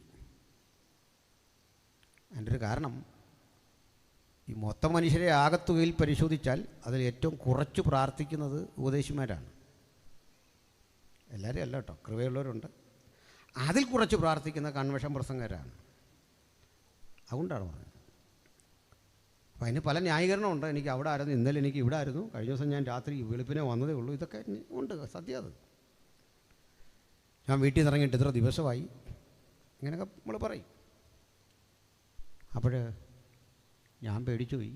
ഇദ്ദേഹം ഒന്ന് ശാന്തമായപ്പോൾ ഞാൻ ചോദിച്ചു, ഭാര്യയായിട്ട് എന്തെങ്കിലും പിണക്കമാണോ? പുള്ളിക്കാരൻ പറഞ്ഞു, ചെറിയൊരു പ്രശ്നമുണ്ടെന്ന്. എന്നാൽ നിങ്ങളാരും പറയുന്ന പോലെയല്ല, എനിക്കും അത്യാവശ്യ കൃപാവരങ്ങളുണ്ടെന്ന് മനസ്സിലായൊരു ദിവസമാണ്. അപ്പോൾ ഇദ്ദേഹത്തോട് ഞാൻ ചോദിച്ചു, സത്യമാണോ? അപ്പോൾ അദ്ദേഹം പറഞ്ഞു, അതൊരു സൗന്ദര്യപ്പിണക്കം. അതൊന്നും അല്ല ഇല്ലല്ലോ നമ്മുടെ വിഷയം, അതൊരു വിഷയമല്ല അല്ലേ, സൗന്ദര്യപ്പിണക്കം. ഏത് വീട്ടിൽ അതൊക്കെ ഉണ്ടാവാത്തേ? അപ്പോൾ അതുകൊണ്ട് ഞാനും പറഞ്ഞു, അതങ്ങനെ തന്നെയാണ് ഞാനും കാണുന്നുള്ളൂ, ചെറിയൊരു പ്രശ്നം. അപ്പോൾ അവർ കൂടണ്ടോ? ഇല്ല. അവർ വീട്ടിൽ പോയില്ലേ? വീട്ടിൽ പോയി. കുഞ്ഞിനെ കൊണ്ടുപോയില്ലേ? കൊണ്ടുപോയി. അന്നേരം പുള്ളി പറയാ, ഇത്രയും ഞാൻ പറഞ്ഞ കറക്റ്റ് ഒത്തു. നീ കുറേ കൂടെ പറയുന്നുണ്ടാവും, പക്ഷേ എനിക്ക് പ്രോഗ്രാം വന്നാൽ അടുത്ത പ്രോഗ്രാം ഡീൽ ചെയ്യാൻ അറിയത്തില്ല വരും. അതാ, ഡയറിയൊക്കെ കയ്യിലുണ്ട്, ഇഷ്ടംപോലെ മീറ്റിങ്ങും കിട്ടും, പക്ഷേ അടുത്ത പ്രോഗ്രാം ഹാൻഡിൽ ചെയ്യാൻ ഇപ്പോൾ പറഞ്ഞ കൃപ പോരാ. അതുകൊണ്ട് ഞാൻ അത്രയും പറഞ്ഞ് നിർത്തി കഴിഞ്ഞപ്പോൾ ഞാൻ ചോദിച്ചു. അന്നേരം പുള്ളി എന്നെ അങ്ങോട്ട് കയറി പറഞ്ഞു, ഞങ്ങൾക്ക് പിണക്കമൊന്നുമില്ല, ഇങ്ങോട്ട് വിളിച്ചു രാവിലെ, ഈ ക്യാമ്പ് 3 ദിവസം കൊണ്ട് തീരുന്നതിന് മുമ്പ് അവർ വരും. നമ്മൾ നല്ലത്. എന്നിട്ട് ഈ ഭാര്യയോടും കുഞ്ഞിനോടും ഒക്കെ സ്നേഹമുണ്ടോ? എത്ര മക്കളുണ്ട്? 2. അവരോട് സ്നേഹമുണ്ടോ? സത്യം പറ. ഉണ്ട്. ഉറപ്പാണോ? ഉറപ്പാ. അങ്ങനെയാണെങ്കിൽ എത്ര നേരം സ്നേഹിക്കും? ഒരു ദിവസം എത്ര മണിക്കൂർ? ഒരു ദിവസം എത്ര മണിക്കൂറാണ് മക്കളെ സ്നേഹിക്കുന്നത്? മനസ്സിലായില്ല? എന്ന് വെച്ചാൽ ഇതൊരു ലൈഫ് ലോങ് കണക്ഷനാണ്. അതിൽ പരിഭവമുണ്ട്, സ്നേഹമുണ്ട്, പ്രതിഷേധമുണ്ട്, സൗന്ദര്യപ്പിണക്കമുണ്ട്. ഇതെല്ലാം കൂടി യോജിച്ചിരിക്കുന്നൊരവസ്ഥയാണ് ഫാമിലി അല്ലേ? ഇതുപോലെ ആ മുകളിൽ നമുക്ക് ബന്ധം. മനസ്സിലായില്ല? ദൈവത്തോടുള്ള ബന്ധം അങ്ങനെയാണെന്ന്. ഭക്തരെ സംബന്ധിച്ചിടത്തോളം സൺഡേ ഓൺലി അല്ല വർഷിപ്പ്, ഇതൊരു ലൈഫ് ലോങ് ബന്ധമാണ്. അതിന് തുടക്കമുണ്ട്, അവസാനമില്ല. അങ്ങ് പോവാ നമ്മൾ നിത്യത വരെ. ഇതാ ബന്ധമെന്ന്. അതാ പറഞ്ഞു വെച്ചേ, അങ്ങ് വരെ. ഞാൻ ആ ട്രിനിറ്റിയെക്കുറിച്ച് പറയുന്നിടത്തും ഇത് പറയാറുണ്ട്. എന്താണെന്നറിയണ്ടേ? പിതാവായ ദൈവം അക്ഷരാർത്ഥത്തിൽ ഇന്ന് ഈ കൺവെൻഷന് വന്നെന്ന് കുട്ടിക്കൂ. ഞാൻ പഠിക്കാൻ പറയുന്നതാണ്, അങ്ങനെ സംഭവിക്കില്ല, നിങ്ങൾക്കറിയാം. അക്ഷരാർത്ഥത്തിൽ ആത്മരൂപിയായവൻ നമ്മുടെ അടുത്ത് വരില്ല. അങ്ങനെ ഈ കൺവെൻഷൻ ഉണ്ടെന്ന് അറിഞ്ഞാൽ എനിക്ക് ഇവിടെ നിന്ന് പ്രസംഗിക്കാൻ പറ്റുമോ? സെൻട്രൽ പാസ് ഉദ്ഘാടനം ചെയ്യുമോ? ഒരു പാട്ട് പാടുമോ? നിങ്ങൾ വരുമോ? ഭയം കാരണം വരത്തില്ലെന്ന്. ഭയം, ഭക്തി, ബഹുമാനം. കാരണം പിതാവിനോട് നമുക്ക് ബഹുമാനം, പിണക്കമൊന്നുമില്ല. ഒന്നുകൂടെ വ്യക്തമാക്കാം. കൊച്ചുകുട്ടികൾ ഇവിടെ ഇരിപ്പുണ്ടല്ലോ. മക്കളെ, നിങ്ങളൊരു ടൂർ പ്രോഗ്രാം അറേഞ്ച് ചെയ്താൽ ആദ്യം അന്വേഷിക്കേണ്ട പ്രിൻസിപ്പൾ വരുന്നുണ്ടോയെന്നാണ്. ഇങ്ങനെ രണ്ടേ പോവല്ലോ. പിണക്കൊണ്ടായിട്ടല്ല, നമ്മുടെ ആ ഫ്രീഡം മുഴുവൻ പോയി. ക്യൂ നിന്ന് നമ്മളിതെല്ലാം കാണണം. ക്യൂ നിൽക്കുന്നത്രയും ഗതികേടുണ്ടോ ഈ പോകുന്ന പോക്കിൽ? നമ്മുടെ കൂട്ടുകാരോട് വർത്തമാനം പറഞ്ഞും നമുക്ക് അങ്ങോട്ട് തിരിയാനൊക്കത്തില്ല, ഐസ്ക്രീം കഴിക്കാനൊക്കത്തില്ല, മിണ്ടാനൊക്കത്തില്ല. അതിൻ്റെ വിവരമുള്ള പ്രിൻസിപ്പൾ ടീച്ചർമാരെയൊക്കെ ഇത് ഏർപ്പെടുത്തി വിടാവുള്ളൂ. കാരണം എന്താ? കുഞ്ഞുങ്ങൾ എൻജോയ് ചെയ്യട്ടെ. അതിനാ, പിണങ്ങിയിട്ടല്ല. ആളിൻ്റെ ഉത്കണ്ഠ നിങ്ങളെക്കുറിച്ച് സ്ഥാപനത്തെ മുഴുവൻ ഹൃദയത്തിൽ വഹിച്ചിരിക്കുക മനുഷ്യൻ. അതുകൊണ്ടാണ്. അപ്പോഴേ റെസ്പെക്റ്റാണ് അണ്ടു ഗോഡ് ദ ഫാദർ. നമുക്കുള്ളത് എന്താ? റെസ്പെക്റ്റ്. ശരിയല്ലേ? ഇനി അടുത്തത് പുത്രൻ. ഈ യോഗം കഴിഞ്ഞിട്ട് പിതാവ് പറയുക, വൈകിട്ട് ഞാൻ നിങ്ങളുടെ വീട്ടിലേക്ക് വരിക. ഒരു മാനവവൽക്കരണം പറ്റുമല്ലോ, അങ്ങനെ ഒന്ന് ചിന്തിച്ച് നോക്കാം. അപ്പം ഞാനെന്ത് പറയും? ദൈവമേ, സ്നേഹമൊക്കെ ഉണ്ട്, വരല്. കാരണം എന്താ? നമുക്ക് വാർത്ത കാണാനൊക്കത്തില്ല, ഇലക്ഷൻ്റെ കാര്യം മിണ്ടാൻ വയ്യ, സഭാകാര്യം മിണ്ടാൻ വയ്യ, ഭയങ്കര നിശബ്ദത, ഭക്തിയും ബഹുമാനവും ആദരവും. പുത്രൻ്റെ കാര്യം എടുത്താലോ, യേശുക്രിസ്തു പറയുക, എന്ന് ഞാനുണ്ട് യോഗത്തിൽ. അക്ഷരാർത്ഥത്തിൽ നമ്മൾ മത്സരിച്ചുകൂടെ വരും. എന്താ കാര്യം? യേശുവിനോട് നമുക്കുള്ളത് ബഹുമാനത്തെ കവിയുന്ന പ്രണയബദ്ധമായ സ്നേഹമാണ്, ആലിംഗനബദ്ധമായ സ്നേഹമാണ്. യേശുവുമായി പോകാൻ കഴിയാത്തൊരു പ്രൈവസി നമ്മുടെ ജീവിതത്തിലില്ല. എവരിവെയർ. ശരിയല്ലേ? അവിടത്തോട് പറയാൻ വയ്യാത്ത ഒന്നുമില്ല. അവൻ നമ്മുടെ ബലഹീനതകളിൽ സഹതാപം കാണിക്കുന്ന മഹാപുരോഹിതനാണ്. സുവിശേഷത്തിൻ്റെ പ്രസക്തി മനസ്സിലായില്ലേ? എന്തിനാണ് യേശു യുഗത്തിൽ വന്നതെന്നറിയണ്ടേ? നമ്മുടെ ഭാഷയിൽ, നമ്മുടെ അവസ്ഥയിൽ നാം പൊടിയെന്നറിഞ്ഞ് നമ്മുടെ പ്രകൃതത്തോട് അനുരൂപപ്പെടാൻ സ്ഥലകാല സീമകൾക്ക് വിധേയനല്ലാത്തവൻ സ്ഥലത്തിനും കാലത്തിനും വിധേയനായി മനുഷ്യരൂപം പൂണ്ട അവസ്ഥയാണ് സുവിശേഷം, അല്ലെങ്കിൽ യേശുക്രിസ്തു. അങ്ങനെയാണ്. മറ്റൊരു കാര്യം അതിന് ഉദാഹരണമായിട്ട് പറയാം, എങ്കിലും ഇതിൻ്റെ പൊരുൾ കൃത്യം പിടിയിട്ടു. ഇവിടെ നല്ല പ്രായമുള്ള ആളുകൾ, അപ്പച്ചന്മാർ, ക്ഷമിക്കണം, അപ്പച്ചന്മാർക്കൊരു സ്വഭാവമുണ്ട്. എൻ്റെ അപ്പനടക്കമുള്ള ആളുകൾക്ക് പൊതുവിലുള്ള ഒരു സ്വഭാവം, ഭയങ്കര സ്ട്രിക്റ്റാണ്. നമ്മളൊക്കെ അങ്ങനെയല്ലേ വളർന്നേ? പ്രായമുള്ളവരോടാണ് പറഞ്ഞേ. ഇന്നത്തെ കാലത്ത് ഈ പ്രായമുള്ളത് ആരാ, കൊച്ചു പിള്ളേരാരാന്നൊന്നും അറിയില്ല. എല്ലാവരും ഈ കളറുമൊക്കെ അടിച്ച്.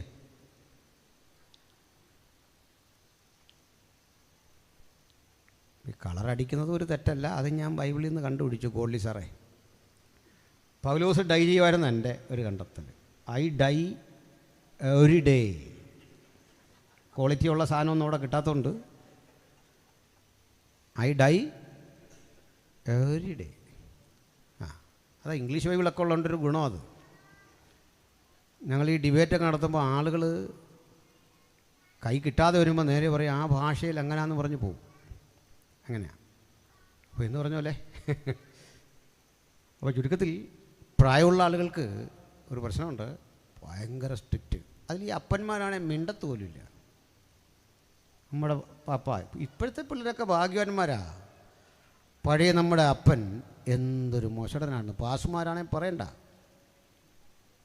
ചിരിക്കാനൊക്കത്തില്ല. ആകെപ്പാടെ പ്രയാസം, ഭയങ്കര പാട്. അതിൻ്റെ ചെറിയൊരു ലാഞ്ചന ഇന്നും വിട്ടുപോയിട്ടില്ല. എൻ്റെ മോനും ഞാൻ നല്ല ഫ്രണ്ട്ഷിപ്പാണ്. പക്ഷേ മോനിടയ്ക്ക് ചോദിക്കും, പപ്പ ഇന്നെങ്ങും പോകുന്നില്ലേ? എൻ്റെ വൈഫ് വന്നിട്ടുണ്ട്, പുള്ളിക്കാരോട് ചോദിക്കും, ഇന്ന് പപ്പ എങ്ങും പോകുന്നില്ലേ? എൻ്റെ അർത്ഥം നമ്മളൊരു മിനിസ്റ്ററി പോയി ചെയ്തോട്ടെ എന്നുള്ള ആഗ്രഹം കൊണ്ടല്ല, നമ്മൾ പോയിട്ട് വേണം. അവൻ ചില പദ്ധതി ഇട്ടിട്ടുണ്ട് ഇതിനാ.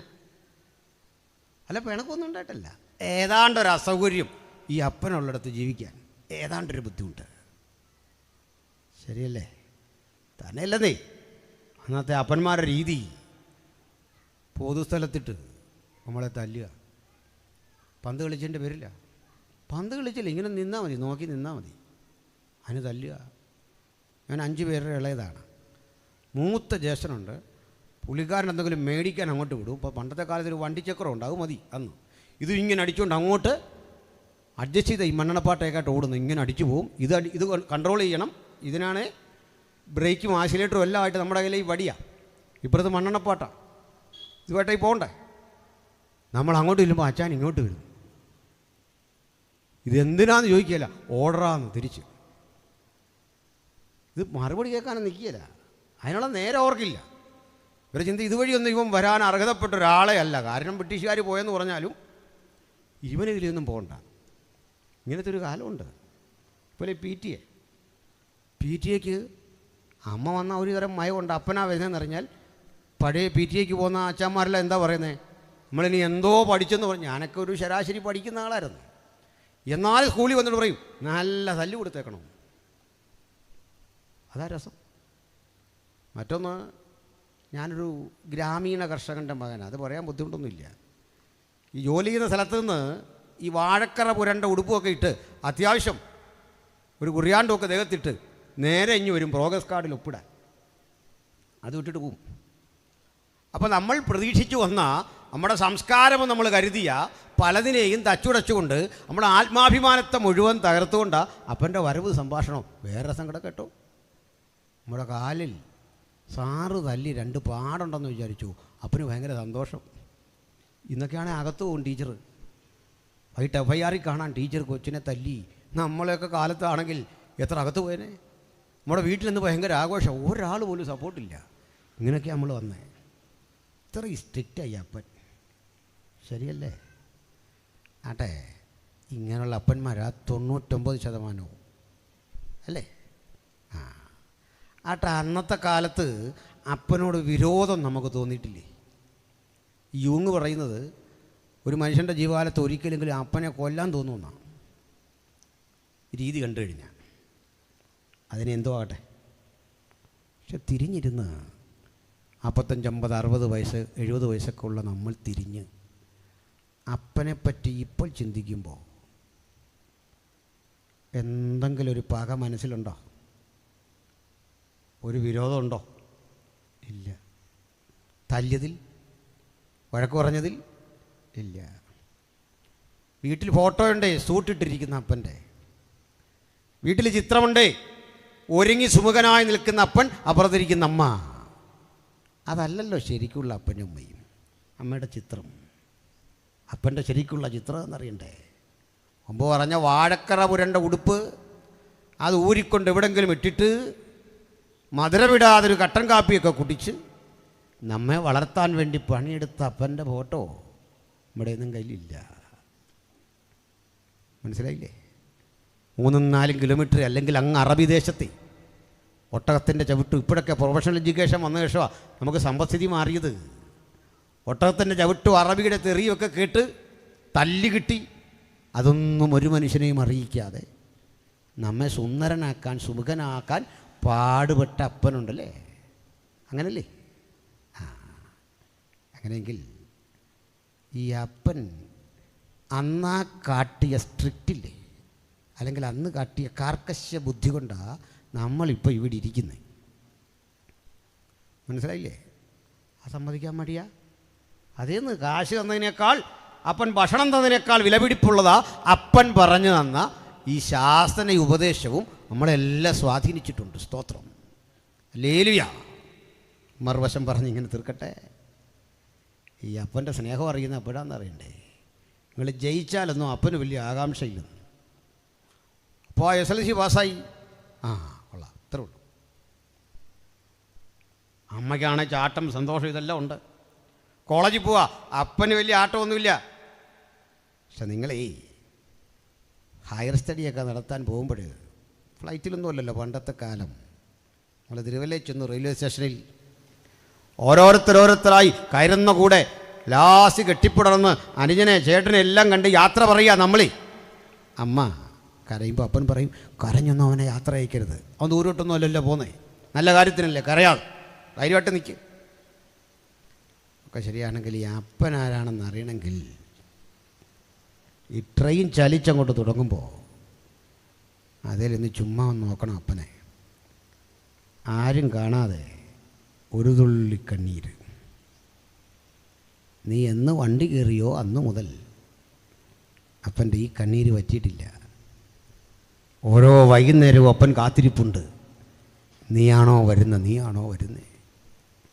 അതിനുശേഷം നല്ല ഉറക്കമില്ല, അതിനുശേഷം ഭക്ഷണമില്ല, അതിനുശേഷം ആ BP കൂടിയേ, അതിനുശേഷം ആ ഷുഗർ കൂടിയേ. കാരണം നിൻ്റെ നഷ്ടം അപ്പന് ദുഃഖമാണ്. ഏതന്യകുലത്തിൻ്റെ നഷ്ടം സ്വർഗപിതാവിന് ദുഃഖമാണ്. അത് പരിഹരിക്കുന്ന വലിയ പ്രക്രിയയ്ക്ക് തൻ്റെ പുത്രനെ ഇഹലോകത്തിലേക്ക് അയച്ചത്. ഈ കുടുംബത്തിൽ നിന്ന് നമുക്ക് ട്രിനിറ്റിയുടെ ആ പൾസ് എന്താണെന്ന് മനസ്സിലാക്കണേ. പറയാം.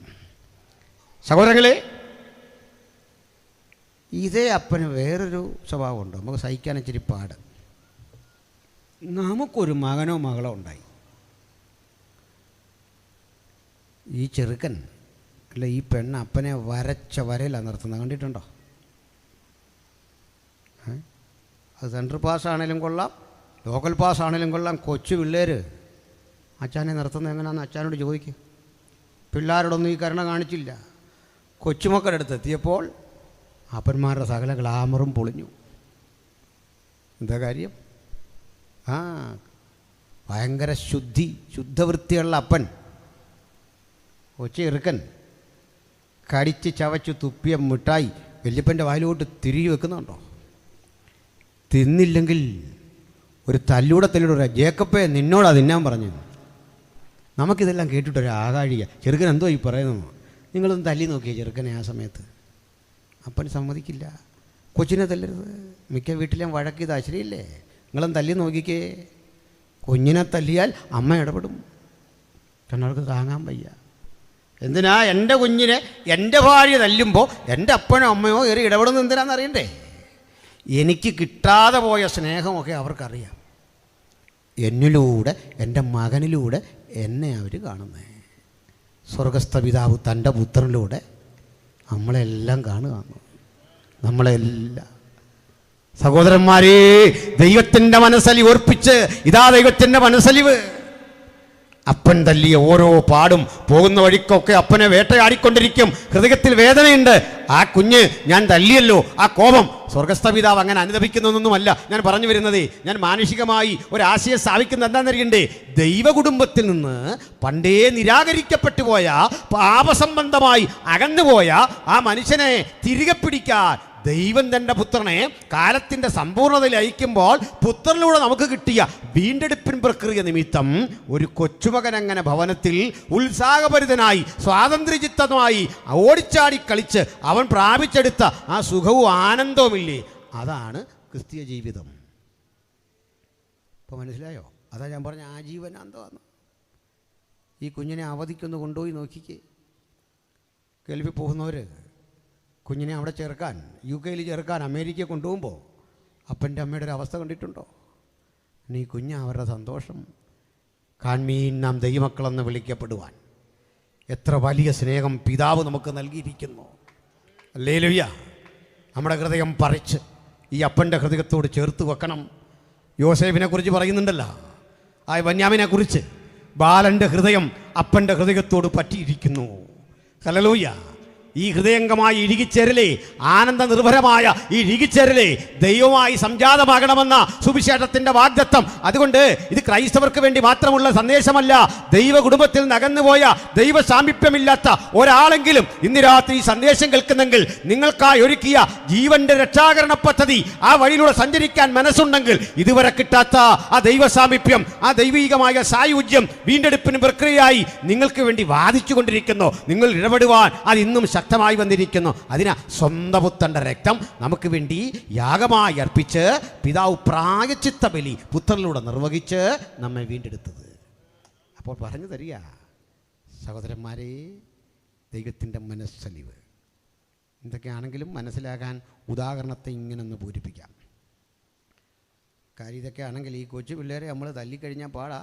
അപ്പനും തല്ലുന്നില്ല, നമ്മളും തല്ലുന്നില്ല, നമുക്ക് തല്ലാനൊക്കത്തില്ല. ബന്ധിച്ചു അപ്പനും അമ്മയും തല്ലത്തുമില്ല. ഇതിനനുസരിച്ച് ഈ ചെറുക്കനങ്ങോട്ട് അങ്ങ് വിളഞ്ഞു വല്ലാതാവും അല്ലേ? അങ്ങനെയാ കാര്യം. കുഞ്ഞുങ്ങളെയൊക്കെ നമുക്ക് സന്തോഷമാണെങ്കിലും ചില പിള്ളേരെ കണ്ടാൽ ഇവൻ തന്നെയാണോ ലോകത്തിലേക്ക് വരാനിരിക്കുന്ന എതിർ ക്രിസ്തു നമ്മൾ സംശയിച്ചു പോകും ഇല്ലേ?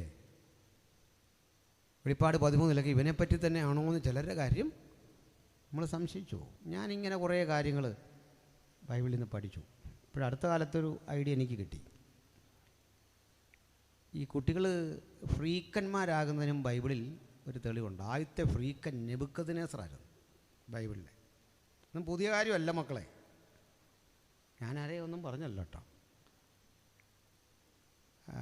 ചില യോഗത്തിനൊക്കെ നമ്മളിങ്ങനെ ചെന്നാൽ നല്ല കുഞ്ഞുങ്ങളാണ്, നല്ല സൗന്ദര്യമുള്ള പിള്ളേരാണ്. അമ്മരെ കണ്ടു കഴിഞ്ഞാൽ മനുഷ്യനാണോ പാടുന്ന കുരങ്ങനാണോ എന്ന് തിരിച്ചറിയത്തില്ല.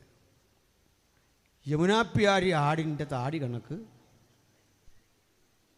ഒരു താടി. ഇത് കണ്ട നമ്മൾ ഈ ഡാർവിനെ ചിലപ്പോൾ ബഹുമാനിച്ചു പോകും. അതുപോലെ അതിൽ എന്തോ ഒരു കഥയുണ്ടെന്ന് ചിലപ്പോൾ തോന്നിപ്പോവും. 2 വര ഇവിടെ 2 വര ഒക്കെ ആയിട്ടാണ്. നമുക്കൊന്നും പറയാൻ പറ്റില്ല. പിള്ളേർ കേസിന് പോയാൽ തീർന്നു. അപ്പോൾ ഇത്തരം ഈ രൂപമൊക്കെ പണ്ട് നെബൂഖദ്നേസർ തുടങ്ങി വെച്ചാണ്. നെബൂഖദ്നേസർ പിന്നെ മനഃപൂർവ്വമല്ല, പറ്റിപ്പോയതാണ്. ഞാനത് രംഗം ഇങ്ങനെ ആലോചിച്ച് ചിലപ്പോൾ ഓർക്കാറുണ്ട്. നെബൂഖദ്നേസറിനെ കാണാൻ ആരെങ്കിലും വരിക, ഭാര്യ വന്നു, എന്നാ അച്ചാരിന്ന് കാണാൻ അച്ചാരി ഞാൻ പിണ്ണാക്ക് കൊടുത്തിട്ട് നിൽക്കുക. കാരണം അങ്ങനെ ആയിരുന്നല്ലേ, പുളിങ്കുരു കലക്കിക്കൊണ്ടിരിക്കുക. പെട്ടെന്ന് പറയാൻ ഇപ്പം ചെന്ന് ചെല്ലരുത്, കാടി കുടിക്കുമ്പോൾ അച്ഛൻ വേറെ ഒന്നും ചെയ്യില്ല. ഇപ്പോൾ കാരണം മൃഗതുല്യനായിപ്പോയി. ഓരോ പോക്ക് പോകുന്ന പോക്കേ അല്ലേ. അപ്പോൾ ചെറുക്കനെ അതിര് കിടന്നിങ്ങനെ പോകും, കൺട്രോൾ നിൽക്കുകയല്ല. ശരിയല്ലേ? ദൈവകുടുംബത്തിൽ ഈ ദൈവസ്നേഹം ശിക്ഷയില്ലാതെ നമ്മളെ ലിബറലാക്കി ഉദാരമാക്കി വിട്ടൊരു കാലമാണ്. അതുകൊണ്ട് നമ്മളൊക്കെ ഇത്രയും വിളച്ചിൽ കാണിച്ച് പോകുന്നത്. പിടികിട്ടിയോ? അങ്ങനെ അങ്ങ് പോകുന്നു പറയാൻ വരട്ടെ. ഇതിനൊരു കൺട്രോൾ ദൈവം വെച്ചിട്ടുണ്ട്. അതും വീട്ടിൽ നിന്ന് തന്നെ പറയാം. അപ്പൻ തല്ലുന്നില്ല, പുത്രൻ ശിക്ഷിക്കുന്നില്ല, കർത്താവ് ശിക്ഷിക്കുന്നൊന്നുമില്ല. സ്നേഹമാണ് അവിടുന്ന്. പക്ഷെ മിക്ക വീട്ടിലും ചെന്നാൽ അവിടെ അപ്പൻ്റെ ഒരു അനിയൻ കാണും, അല്ലെങ്കിൽ ഒരു അമ്മാച്ചൻ കാണും, അവൻ്റെ അങ്കിള്. കക്ഷിക്ക് സ്വന്തം മക്കളെക്കാൾ ഇഷ്ടം ഇവനെയാണ്. അവനെ എടുക്കും, കൊണ്ടു നടക്കും, ക്രിക്കറ്റ് കാണാൻ പോകും, പന്ത് കളിക്കാൻ പോകും. പക്ഷെ കാര്യത്തോടടുക്കുമ്പോൾ പയ്യനിട്ട് നല്ല സൂപ്പർ അടി. കണ്ടിട്ടുണ്ടോ? അതേ വരുന്നു, അങ്കിൾ വരുന്നു, നീ കയറിക്കുമെന്ന് പറയുമ്പോഴേ കുളിക്കാത്ത ചെറുക്കൻ ഓടിപ്പോയി കുളിക്കുക, കുളിച്ചൊരുങ്ങി സുമുഖനായി വന്നിരിക്കുക. എന്താ കാര്യം? ആൾ സ്ട്രിക്റ്റാണ്. സ്നേഹമുണ്ട്, പരിഗണനയുണ്ട്, ആൾ സ്ട്രിക്റ്റാണ്. നമുക്കിതുപോലൊരാളുണ്ട്, ഒരു കാര്യസ്ഥൻ. ആരാ? ദൈവത്തിൻ്റെ പരിശുദ്ധാത്മാവ്. തെറ്റിപ്പോകുമ്പോഴൊക്കെ, ദൈവസ്നേഹം മിസ്യൂസ് ചെയ്യുമ്പോഴൊക്കെ നേരാമണ്ണം നടത്താൻ. അങ്ങനെ അതിനാ നമ്മൾ ഈ ദൈവകുടുംബത്തിലേക്ക് വീണ്ടും ജനിച്ചേക്കുന്നത്. ആ വീണ്ടും ജനനത്തിൻ്റെ പ്രക്രിയയാൽ നമ്മളൊരു പുതിയ സംസ്കാരം ആർജിക്കുക, പുതിയൊരു ലൈഫ് സ്റ്റൈൽ ആർജിക്കുക, പുതിയൊരു ജീവിതത്തിലേക്ക് പോകുക. അതുകൊണ്ടാണ് പറയുന്നത്, നിങ്ങൾ ബുദ്ധിയുള്ള ആരാധന. ഇതിന് ലോജിക്കുമായി ബന്ധപ്പെട്ടൊരു പദമാണ് ബുദ്ധിക്ക് ഇവിടെ ഉപയോഗിച്ചിരിക്കുന്നത്. ലോജിക്കോസ് എന്നൊരു പദമാണ്. ഇതിൻ്റെ അർത്ഥം എന്താണെന്നറിയണ്ടേ? നിങ്ങൾ റീസണബിൾ ആയിരിക്കണം. ആരാധനയ്ക്ക് യുക്തിപരമായ ഒരു തലമുണ്ട്. യുക്തിപരമായൊരു പദമെന്ന് പറയുമ്പോൾ ബുദ്ധിയുടെ പ്രമാണമൊന്നും അല്ലത്. അതെന്താണ് എന്ന് ഞാൻ പറയാം. പ്രിയപ്പെട്ടവരെ, അവിടെ ആരാധനയല്ല, സർവീസ്, വർഷിപ്പ് എന്ന അർത്ഥത്തിലുമല്ല. ആജീവനാന്തം ഈ സർവശക്തനായ ദൈവത്തിൻ്റെ പാതയിലൂടെ നടക്കുന്ന ഒരാൾക്കുണ്ടാകേണ്ട ഒരാത്മീക വിവേകം. ആ വിവേകത്തിന് ഉപയോഗിച്ച പദം വന്നതും ലോഗോസ് എന്നൊരു റൂട്ട് വേർഡിൽ നിന്നാണ്. ലോഗോസ് അർത്ഥം നിയമം, വചനം, വാക്ക്. നമുക്കറിയാമല്ലോ, ഇതാണ് അർത്ഥം. അങ്ങനെയെങ്കിൽ നിയമാനുസൃതമായിരിക്കണം, ലോജിക്കലായിരിക്കണം ഈ ആരാധന എന്ന് പറയുമ്പോൾ. അത് ഒറ്റവാക്കിൽ പറയാം, പ്രമാണബദ്ധമായിരിക്കണം ആരാധന. പ്രമാണബദ്ധമല്ലാത്തത് സ്വീകരിക്കാൻ കഴിയില്ല.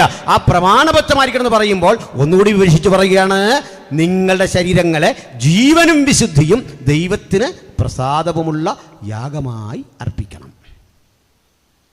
ഇത് പറയുമ്പോൾ ഒരു വസ്തുത കൂടി ചേർത്ത് പറയാനുണ്ട്. കർത്താവായ യേശുക്രിസ്തുവിന് ഒരു 2300 കൊല്ലമൊക്കെ മുമ്പ്, 2300 അല്ലെ BC, 1000 മുതൽ 1500 മുതൽ 2300 വരെയുള്ള കാലത്ത് ഇറാനിൽ ഒരു ജനത ഉണ്ടായിരുന്നു. നാടോടികളായിരുന്നു. ഈ നാടോടികളുടെ നാട്ടിലേക്ക് ജൂതന്മാരും കയറി വന്നു. 2500 BC എന്നൊക്കെ പറഞ്ഞാൽ ജൂതന്മാർ നല്ല സംസ്കാരചിത്തരാണ്. അവർക്ക് ഏകദൈവ വിശ്വാസം, അവരുടെ വസ്ത്രധാരണം, ഭക്ഷണം, ഇതിലെല്ലാം പ്രമാണബദ്ധമായ ഒരു ജീവിതശൈലിയുള്ളവരാണ്. അവർ പണ്ടേ പ്രമാണബദ്ധരാ, അറിവുള്ളവരാ. ഏകസത്യ ദൈവത്തെ ആരാധിക്കുന്നത്, പ്രകൃതി ആരാധനയില്ല. സൂര്യചന്ദ്രാദികൾ, നക്ഷത്രങ്ങളൊക്കെ പ്രകൃതി ശക്തികളാണ്. ഒഴുകുന്ന ജലം അവർക്ക് പ്രകൃതി ശക്തിയാണ്. സകലതും ദൈവത്തിൻ്റെ സൃഷ്ടിയാണ്. അവർക്ക് വിഗ്രഹമില്ല. അവർ സമാഗമന കൂടാരങ്ങളിൽ ആരാധിച്ചു വന്ന ചരിത്ര വൈതൃകമുള്ളവരാ. 1000 BC എന്നൊക്കെ പറയുമ്പോൾ അവർക്ക് ആലയമുള്ള കാലമാണ്. അത്രത്തിൽ വികാസം പ്രാപിച്ച ഒരു ജനത. ഈ ജനതയും ഇറാനിൽ പാർത്തിരുന്നൊരു ജനതയും തമ്മിൽ ഏറ്റുമുട്ടൽ ശക്തമായപ്പോൾ ബുദ്ധി കൊണ്ട്, ശക്തി കൊണ്ട് ഈ ഹീബ്രൂസ് അല്ലെങ്കിൽ ജൂതന്മാർ ഇറാനികളുമായി ഏറ്റുമുട്ടിയ അന്നത്തെ ഒരു പാകണായിരുന്നു. ആ ഏറ്റുമുട്ടലിൽ ആ ഇറാനികൾ 2 വഴിക്ക് ഓടി. ഒരു കൂട്ടർ പോയ സ്ഥലം ജർമ്മനി. ആ ജനസിൽപ്പെട്ട ആളാണ് ഹിറ്റ്ലർ, ആര്യാസ്. ഒരു കൂട്ടർ വന്ന സ്ഥലമാണ് ഇന്ത്യ. മനസ്സിലായില്ലേ? എന്താണ് ഇവരെ ക്ലാഷിൻ്റെ അടിസ്ഥാനം അറിയണ്ടേ? അതിത്രേ ഉള്ളൂ. ജൂതന്മാർ പാർത്തിരുന്ന ഇടങ്ങളിലൊക്കെ അവിശുദ്ധങ്ങളായ സൃഷ്ടികളെ ആരാധനയ്ക്ക് വേണ്ടി കൊണ്ടുവരികയും ഊർവരതാ പൂജ, ഫെർട്ടിലിറ്റി കൾട്ട് എന്നൊക്കെ അറിയപ്പെടുന്ന ഒരുതരം വികൃതമായ ആരാധന, പശുക്കളെ, ജീവജാലങ്ങളെ, മൃഗങ്ങളെ, അതിനൊക്കെ അപ്പുറത്ത് അതിരുവിട്ട അധാർമിക ജീവിതം പോലും ആരാധനാലയം കേന്ദ്രീകരിച്ച് നടത്തുന്ന തരത്തിലെ ചില പ്രവണതകൾ അവിടെ സൃഷ്ടിക്കുകയും മനുഷ്യ ശരീരത്തിൻ്റെ ഭാഗങ്ങൾ, രഹസ്യ ഭാഗങ്ങളൊക്കെ ആരാധനയ്ക്ക് ഉപയോഗിക്കുകയും ചെയ്യുന്ന ഒരു പ്രവണത ശക്തിപ്പെട്ടപ്പോൾ ജൂതന്മാർ തങ്ങളുടെ പരിസരത്തൊന്നും അത് അടുപ്പിച്ചില്ല. ഏറ്റുമുട്ടൽ ശക്തമായി. ഇന്ത്യയിലേക്ക് വരുമ്പോഴുള്ള സ്ഥിതി എന്താ? ഇന്ത്യക്കാർക്ക് അന്നൊക്കെ നല്ല സംസ്കാരമുണ്ട്. പിന്നീട് ഇങ്ങോട്ട് വന്ന 1000 ആണ്ടുകൾ കൊണ്ട് ഇറാനിൽ നിന്ന് പഠിച്ചു വന്ന ഇത്തരം തെറ്റായ സംസ്കാരങ്ങളെ കൂട്ടിക്കുഴച്ച് ഇന്ത്യക്കാർ പണ്ട് ശീലിച്ചു പോരുന്ന രീതിയിലെ തെറ്റുകൾ കടം കൊണ്ട് ഒരു ആശയഗതി ഇവിടെ രൂപപ്പെട്ടത് ആര്യനിസം. ഒരു കൂട്ടർ പോയി ജർമ്മനി, ഒരു കൂട്ടർ ഇന്ത്യയിൽ. മനസ്സിലാകുന്നുണ്ടോ? അപ്പോൾ ഇതിനെ ശുദ്ധീകരിച്ച് തിരികെ കൊണ്ടുവരാനുള്ള ആഹ്വാനം ഉള്ള ഒറ്റ ഗ്രന്ഥം വിശുദ്ധ ബൈബിളാണ്. അത് മനസ്സിലായില്ല എന്ന് തോന്നുന്നു. ഒന്നുകൂടി അത് ഇങ്ങനെ പറഞ്ഞ് ഞാൻ സ്ഥാപിക്കട്ടെ. ഞാൻ ഈ രാജ്യത്തെയും ഇതിൻ്റെ എല്ലാ പുരാണങ്ങൾ, ഇതിഹാസങ്ങളൊക്കെ അംഗീകരിക്കുന്ന ഒരാളാണ്, തുറന്നു പറഞ്ഞത്. പക്ഷെ ചോദ്യങ്ങളുണ്ട്. ഇന്ത്യയുടെ ചരിത്രത്തിൽ എവിടെങ്കിലും പണിയെടുത്ത മനുഷ്യനെ ബഹുമാനിച്ചൊരു ചരിത്രം ഇന്ത്യയിൽ എവിടെ ഉള്ളത്? ആളുകൾ വിമർശിക്കാറുണ്ട് ക്യാപിറ്റലിസ്റ്റ് രാഷ്ട്രങ്ങളെ, മൂലധന ശക്തികളുള്ള രാഷ്ട്രങ്ങളെ. അർത്ഥാൽ അമേരിക്കയെ സാമ്രാജ്യം എന്ന് വിളിക്കും, UK ഒക്കെ അങ്ങനെ വിളിക്കുക, ബ്രിട്ടീഷ് സാമ്രാജ്യം.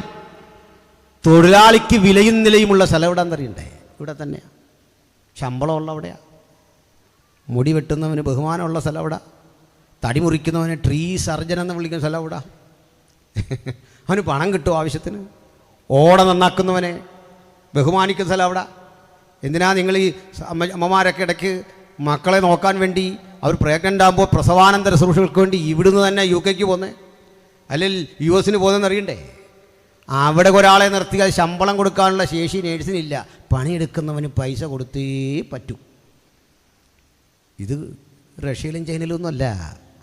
പണിയെടുക്കുന്നവനെ ബഹുമാനിക്കുന്നത്, ശമ്പളം കൊടുക്കുന്നത് ഈ രാജ്യങ്ങളിലാണ്, ഇന്ത്യയിലും അല്ല. ഇന്ത്യയുടെ ചരിത്രത്തിലെവിടെയും പണിയെടുത്തവനെ ബഹുമാനിച്ചില്ല. ഞാൻ നേരത്തെ വരേണ്ട ആളല്ലേ, പ്രസംഗരാണെങ്കിലും പാട്ടുകാർ, നമ്മളെല്ലാം നേരത്തെ അല്ലേണ്ടവരാ. ആ കൃത്യസമയത്ത് വണ്ടി എടുത്ത് ഇങ്ങോട്ട് ഓടി വരുമ്പോൾ നമ്മുടെ മുമ്പിൽ ദാ പോകുന്ന ഒരു നാശപ്പെർമിറ്റുകാരൻ. അവൻ മുമ്പിൽ പോകുമ്പോഴേക്ക് എനിക്ക് അസഹിഷ്ണുത വന്നിട്ട് ഞാൻ കിടന്ന് അടിക്കുക, ഇവരിതും കൊണ്ട് എന്തിന്? തടി കയറ്റിക്കൊണ്ട് പോകുന്ന 3-4 ലോറികൾ ഇതുവഴി പോകുക. അവനിങ്ങോട്ട് വരുമ്പോൾ നമുക്ക് ഏതാണ്ടൊരു മനുഷ്യൻ വരുന്നു, ഇവൻ ഈ സമയത്ത് ഇതുവഴി വരണോ? എനിക്ക് യോത്തിന് പോകണ്ടേ? പക്ഷെങ്കിൽ ഈ നാശപ്പെർമിറ്റുകാരൻ കൊണ്ടുവന്നത് എന്താണെന്നറിയണ്ടേ? നിങ്ങൾക്കുള്ള അരി, നമുക്കുള്ള പലവ്യഞ്ജനം, നമുക്കുള്ള മത്സ്യം. ഇവൻ പണിയെടുത്തില്ലെങ്കിൽ തീൻമേശയിൽ വിഭവം വരില്ല. 1000 രൂപയ്ക്ക് 800 രൂപയ്ക്ക് ഉറക്കം തൂങ്ങി വണ്ടി ഓടിക്കുന്ന ഇവനോട് ചോദിക്കുക, ഇവൻ UK ഒരു മാസം 6 ലക്ഷം. പിടിയോ? ഇത് പഠിച്ചാൽ മതി. 8-10 ലക്ഷം രൂപ ഉണ്ടാക്കുന്നവരുണ്ട് ബസ് ഓടിച്ച്. ഇവിടെ എന്താ ഡ്രൈവറുടെ വില, വാഹനം ഓടിക്കുന്നതിൻ്റെ വില, അധ്വാനിക്കുന്നതിൻ്റെ വില? ഈ വില എങ്ങനെ വന്നെന്നറിയണ്ടേ? നമ്മുടെ ഗുരു പണിയെടുക്കുന്നതിനെ നോക്കി ഒരിക്കലൊരു വിളി, അധ്വാനിക്കുന്നവരും ഭാരം ചുമക്കുന്നവരും ഇങ്ങോട്ട് വരാൻ. മുക്കുവരെ, കഷ്ടപ്പെടുന്നവരെ, വേദനിക്കുന്നവരെ, ആട്ടിടകന്മാരെ നെഞ്ചോട് ചേർത്ത് നിർത്തിയിട്ട് ഒരു കാര്യം പറഞ്ഞു, വലയും പടകും വിട്ട് എന്നെ ഒന്ന് അനുഗമിക്കുക. ലോക മനുഷ്യർ മുഴുവൻ നിങ്ങളാൽ ആകർഷിക്കപ്പെടും. നീ മനുഷ്യരെ പിടിക്കുന്നവരാകും. സ്വന്തമായി ഒരു ഭാഷ അല്ലെങ്കിൽ അരാമിക്കിനപ്പുറത്തൊരു ഭാഷ നന്നായി സംസാരിക്കാൻ അറിയാത്ത, വാഹനം സ്വന്തമില്ലാത്ത, സഞ്ചരിക്കാനൊരു കാളയോ കഴുതയോ കുതിരയോ സ്വന്തമില്ലാത്ത, ബാങ്ക് ബാലൻസ് ഇല്ലാത്ത 10-12 ആളുകളെ നിരത്തി നിർത്തിയിട്ട് പറയാ, ഭൂമിയുടെ അറ്റം വരെ ഈ സന്ദേശമായി നിങ്ങൾ പോകും, നിങ്ങൾ എൻ്റെ സാക്ഷികളാകുമെന്ന് ഈ ഗുരു പഠിപ്പിച്ചതിനെ അന്വർത്ഥമാക്കിക്കൊണ്ട് അന്ന് പ്രവർത്തിച്ചിറങ്ങിയ ആ സുവിശേഷകർ പ്രസംഗിച്ചത് എന്തോ അത് യാഥാർത്ഥ്യമായതുകൊണ്ട് ലോകം അനുഗ്രഹീതമായ ആത്മീക വെളിച്ചത്തിന്റെ വഴിത്താരകൾ തിരഞ്ഞെടുത്തതും ഇന്ന് കാണുന്ന ജീവിതത്തിന്റെ വികാസ പരിണാമങ്ങൾ സൃഷ്ടിക്കപ്പെട്ടതുമെങ്കിൽ ബുദ്ധിയുള്ള ആരാധന എന്തെന്നറിയണ്ടേ? അത് സുവിശേഷത്തിന്റെ വ്യാപനമാണ്. അത് ഏതെങ്കിലും ദൈവശക്തികളെ ആരാധിക്കുന്നതല്ല, അത് ഏതെങ്കിലും പ്രകൃതി ശക്തികളെ വണങ്ങുന്നതല്ല, അത് സൂര്യചന്ദ്രന്മാരെ വണങ്ങുന്നതല്ല, അത് രാഷ്ട്രം ഭരിക്കുന്ന ഭരണകൂടത്തെ ആരാധിക്കുന്നതല്ല.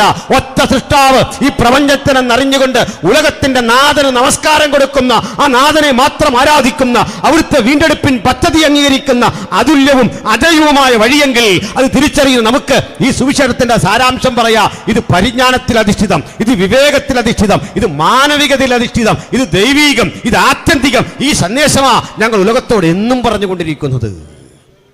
അപ്പോൾ റോമിനെ മാറ്റിയ സന്ദേശം അതാ, ഉലകത്തെ മുഴുവൻ മാറ്റിയ സന്ദേശം അതാ. ഇനിയുമുണ്ട് ഒത്തിരി പറയാൻ. ബഹുമാനിയെ പറയട്ടെ, നമ്മുടെ രാജ്യത്ത് ഒത്തിരി ചികിത്സാവിധികളുണ്ട്. അപ്പോൾ ഈ ചികിത്സാവിധികൾ വരുമ്പോൾ എല്ലാവരും എപ്പോഴും ഒരു കാര്യം ഓർക്കണം, എല്ലാ ചികിത്സകരും ആദ്യം പറയുന്നത് ഇംഗ്ലീഷ് മരുന്നിൻ്റെ കുറ്റമാണ്. അത് ശ്രദ്ധിച്ചിട്ടുണ്ടോ? എല്ലാ മനുഷ്യരും നിങ്ങളൊരു ഹോമിയോ മരുന്ന് കഴിക്കാൻ വേണ്ടിയിട്ട് അടുത്ത ഡോക്ടറെ ചെന്ന് കാണും. പുള്ളി ഒരു 1/4 മണിക്കൂർ പറയും സാൽബുറ്റാമോളിന് എന്തെല്ലാം കുഴപ്പമുണ്ട്. ആയുർവേദം ഇതൊക്കെ തന്നെ പറയും. പിന്നെ കുറേ സംഗതികളുണ്ട്. ഇവിടെല്ലാം നമ്മൾ പോയി ഒരു കാര്യം കേട്ടിട്ടുണ്ടോ? ഇതെല്ലാം ടെസ്റ്റിമോണിയലാണ്, സയൻറ്റിഫിക്കലല്ല. ഇതിന് സൗഖ്യമൊക്കെ കിട്ടിക്കാണും, ഇല്ലെന്നൊന്നും എനിക്ക് അഭിപ്രായമില്ല. പക്ഷേ ഈ ചികിത്സയുടെ ഒക്കെ പ്രശ്നം കേൾക്കണമായിരുന്നു. ആയുർവേദം പണ്ട് നമ്മുടെ രാജ്യത്ത് നിലനിൽക്കെ ഇതെല്ലാവർക്കും പ്രാപ്യമല്ല. ഇത് ചെയ്യുന്ന ആളൊരു ബ്രാഹ്മണോ നമ്പൂതിരിയോ ഇങ്ങനെയൊക്കെയുള്ള ഒരാളായിരിക്കും. താഴെത്തട്ടിലുള്ള ആളുകൾ അകലം പാലിച്ച് നിൽക്കണം. OBC-കൾ നിൽക്കേണ്ടത് 32 അടി അകലം, SC നിൽക്കേണ്ട 64 അടി അകലം, നായാടികൾ എന്ന് പറയുന്നൊരു സമൂഹമുണ്ട്, അവ നിൽക്കുന്നത് 90 അടി അകലം. രോഗിയും ഡോക്ടറും തമ്മിലുള്ള അകലമാണ്.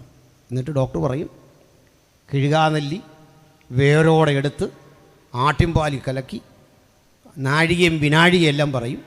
ഇത് വേണ്ടി വന്ന രോലെ കുറിച്ച് കൊടുക്കും. ഇയാളിതോടെ പോയി പറിക്കും. അത് അതിൻ്റെ ഒരു സാഹിത്യ ഭാഷയുണ്ട്, കൂശ്മാണ്ഡ രസായനം എന്നൊക്കെ പറഞ്ഞ് എഴുതി വിടുന്ന. കുമ്പളങ്ങ ഉണ്ടാക്കുന്ന സാധനമാണ്. കുമ്പളങ്ങ എന്ന് പറയില്ല, കൂശ്മാണ്ഡം എന്ന് മാത്രമേ പറയുള്ളൂ.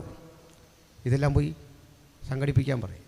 ഇയാളിതും വലിച്ചെറിഞ്ഞിട്ട് പിന്നെ കിട്ടുന്നൊരു ഒറ്റ പരിപാടിയാണ്, മന്ത്രവാദിയെ കാണാൻ പോകും. അതിന് ആ മരുന്നും മന്ത്രവും അത് കണക്റ്റഡായിട്ട് വന്നത് ആ പ്രയോഗം തന്നെ. അങ്ങനെ മന്ത്രവാദി ഏതാണ്ടൊക്കെ കാണിച്ചും സൗഖ്യമായ കഥകളുണ്ടല്ലേ. അങ്ങനെയാണ്. എന്നെയൊക്കെ കൊണ്ടുപോയിട്ടുണ്ട് മന്ത്രവാദിയുടെ അടുത്ത്. കാരണം ഞങ്ങളൊക്കെ ഈ വനത്തിലാണ് ജനിച്ചോളാം. ഒരു സൈഡ് മുഴുവൻ 10,000 ഏക്കർ റബ്ബർ തോട്ടം. എൻ്റെ അല്ല, KP-ONൻ്റെയാണ്. കേട്ടാൽ അവർക്ക് ഇത്രയും തോട്ടം, പേര് പോലെ ഇത്രയും തോട്ടമൊക്കെ അല്ലേ. അത് നിങ്ങൾ പേടിക്കാതിരിക്കാമെങ്കിൽ ഒരു കാര്യം പറയാം, അതിനകത്തൊരു പഞ്ചതീർത്ഥ കുളത്തിലാണ് ഞാൻ സ്ഥാനപ്പെടുന്നത്. ഇപ്പോഴാണ് അങ്ങോട്ട് കയറ്റുകയില്ല, ഓടിക്കും. ഇത് ലൈവ് പോകുന്നുണ്ടല്ലേ നമ്മളാ. ഇനി ഇതിപ്പരമൊന്നും എനിക്ക് വരാനില്ല, പോട്ടെ. അപ്പോൾ അവിടെ ഇപ്പോൾ എയർപോർട്ട് വരുന്നത്, അതിൻ്റെ അപ്പുറത്ത് വനം തുടങ്ങുക, തേക്കടി വരെ വ്യാപിച്ച് കിടക്കുന്ന വനം. ഇതിൻ്റെ അകത്ത് നമ്മൾ താമസിക്കുന്നത്.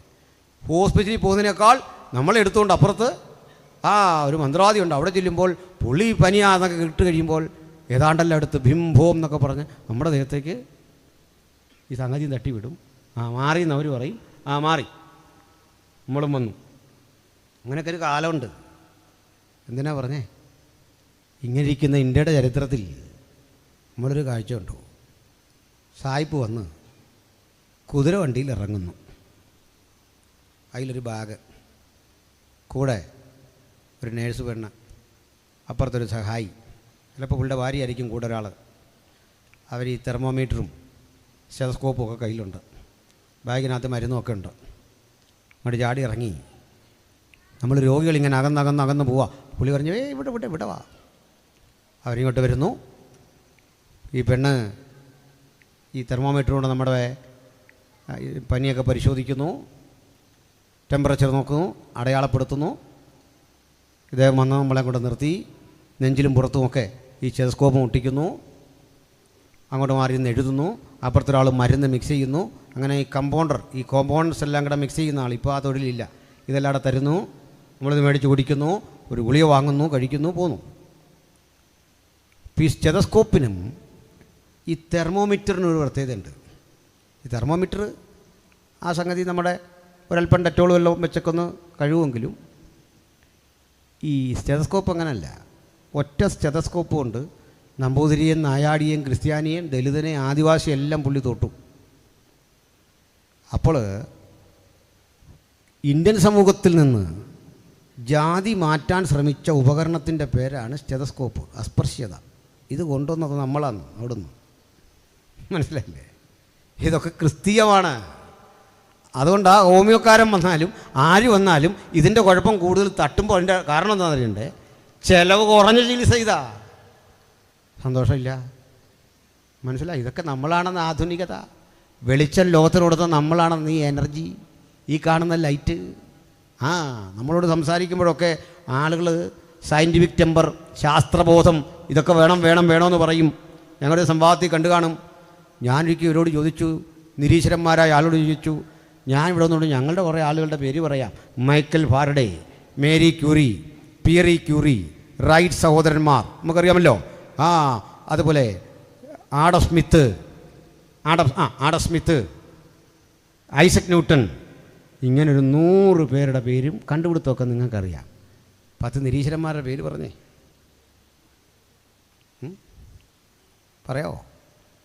ഇവരാ നമ്മളെ പഠിപ്പിക്കുന്നത്. അതിൽ ന്യൂട്ടനെ പറ്റി പറയാനുണ്ട്. ന്യൂട്ടൻ ചുമ്മാ അതൊരു ശാസ്ത്രജ്ഞനല്ല. സർ ഐസക് ന്യൂട്ടൻ രക്ഷാനിർണയം പ്രാപിച്ച് യേശുവിൻ്റെ പുനരാഗമനം കാത്തിരുന്ന ഒരു ദൈവോയിതലാണ്. ശാസ്ത്രം പഠിക്കാൻ എടുത്ത സമയത്തേക്കാൾ കൂടുതൽ ബൈബിൾ പഠിച്ച മനുഷ്യനാണ്. ബൈബിളിലെ ദാനിയേൽ വെളിപ്പാട് പുസ്തകങ്ങൾക്ക് വ്യാഖ്യാനം ചമച്ച മനുഷ്യനാണ്. അദ്ദേഹത്തിൻ്റെ വെളിപ്പാട് പുസ്തകം വ്യാഖ്യാനം അപ്പോക്കലിപ്സിസ് എൻ്റെ പക്കലുണ്ടൊരു കോപ്പി. എൻ്റെ പക്കലുണ്ടെന്ന് പറയാൻ വേണ്ടിയല്ല, ആ തെളിവിൻ്റെ കൃത്യതയ്ക്ക് പറഞ്ഞതാണ്. അത്ര കൃത്യം ബൈബിൾ പഠിക്കുന്ന ആളാണ്, പ്രതിഭാശാലി. അദ്ദേഹത്തെ പറ്റി പറയുമ്പോൾ എൻ്റെ ഓർമ്മയിൽ വരുന്ന ഒരു സംഭവമുണ്ട്. അദ്ദേഹം ഒരിക്കൽ ഇങ്ങനെയുള്ള സംവാദങ്ങളിലും സംഭാഷണങ്ങളിലും ഒക്കെ ഇടപെട്ട് പോകുമ്പോൾ അദ്ദേഹത്തൊരു വെറുപ്പ് തോന്നിയ ഒരു മാത്തമാറ്റീഷ്യൻ ഉണ്ടായിരുന്നു. അദ്ദേഹം വിഷമം പിടിച്ച ഒരു ഗണിത പ്രശ്നം എഴുതി, 3-4 പേജുണ്ട്. ഇത്ര എഴുതിയിട്ട് പറഞ്ഞു, ഈ പ്രോബ്ലം ഒന്ന് സോൾവ് ചെയ്യാൻ ന്യൂട്ടന് സാധിക്കുമെങ്കിൽ മാത്രമേ നിങ്ങൾ യഥാർത്ഥ മാത്തമാറ്റീഷ്യൻ എന്ന് ഞാൻ അംഗീകരിക്കൂ, ചലഞ്ച് ചെയ്യുന്നു, വെല്ലുവിളിക്കുന്നു എന്നൊക്കെ പറഞ്ഞ് അങ്ങോട്ട് എഴുതി വിട്ടു. 1 മാസം കൊടുത്തു. ഇത് ന്യൂട്ടൻ പരിശോധിച്ചു. ഈ 1 മാസം കൊടുത്ത പ്രോബ്ലം ചെയ്യാൻ ന്യൂട്ടന് വേണ്ടത് 2 മിനിറ്റ് മതിയായിരുന്നു.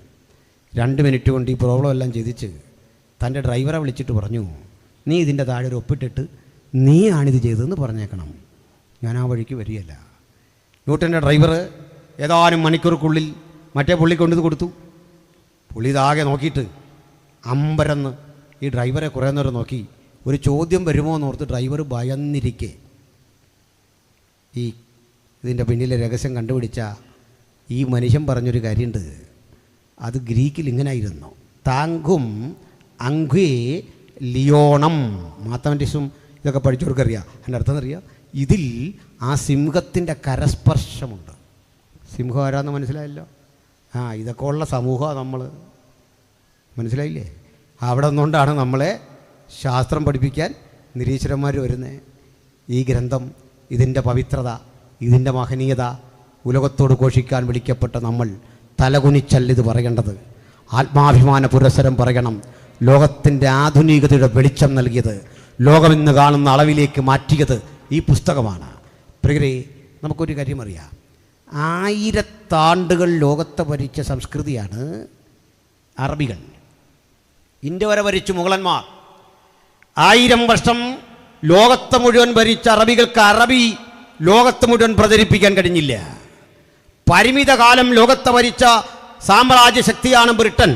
ആ പരിമിത ശക്തി കൊണ്ട്, കാലഘട്ടം കൊണ്ട് ഇംഗ്ലീഷ് ലോകത്തിൻ്റെ ഭാഷയാക്കി മാറ്റാനും അവരിടുന്ന പാൻറ്റും അവരുടെ ഷർട്ടും അവരുടെ സൂട്ടും അവരുടെ ടൈയും, ഒറ്റ വാക്കിൽ പറഞ്ഞാൽ അവരുടെ സംസ്കാര ചിത്ര ലോകത്ത് വ്യാപരിപ്പിക്കാൻ കഴിഞ്ഞെങ്കിൽ അവരുപയോഗിക്കുന്ന ആ സംസ്കാരത്തെ പരോക്ഷമായി സ്വീകരിച്ചിട്ടാണ് ഇന്ന് അവരെ കുറ്റം പറയുന്നതെങ്കിൽ ഇരുട്ടിൽ ആണ്ടുകിടന്ന ആ ജനതയ്ക്കും വെളിച്ചം പകർന്നത് ഈ തിരുവെഴുത്തും ബൈബിളുമാണ്.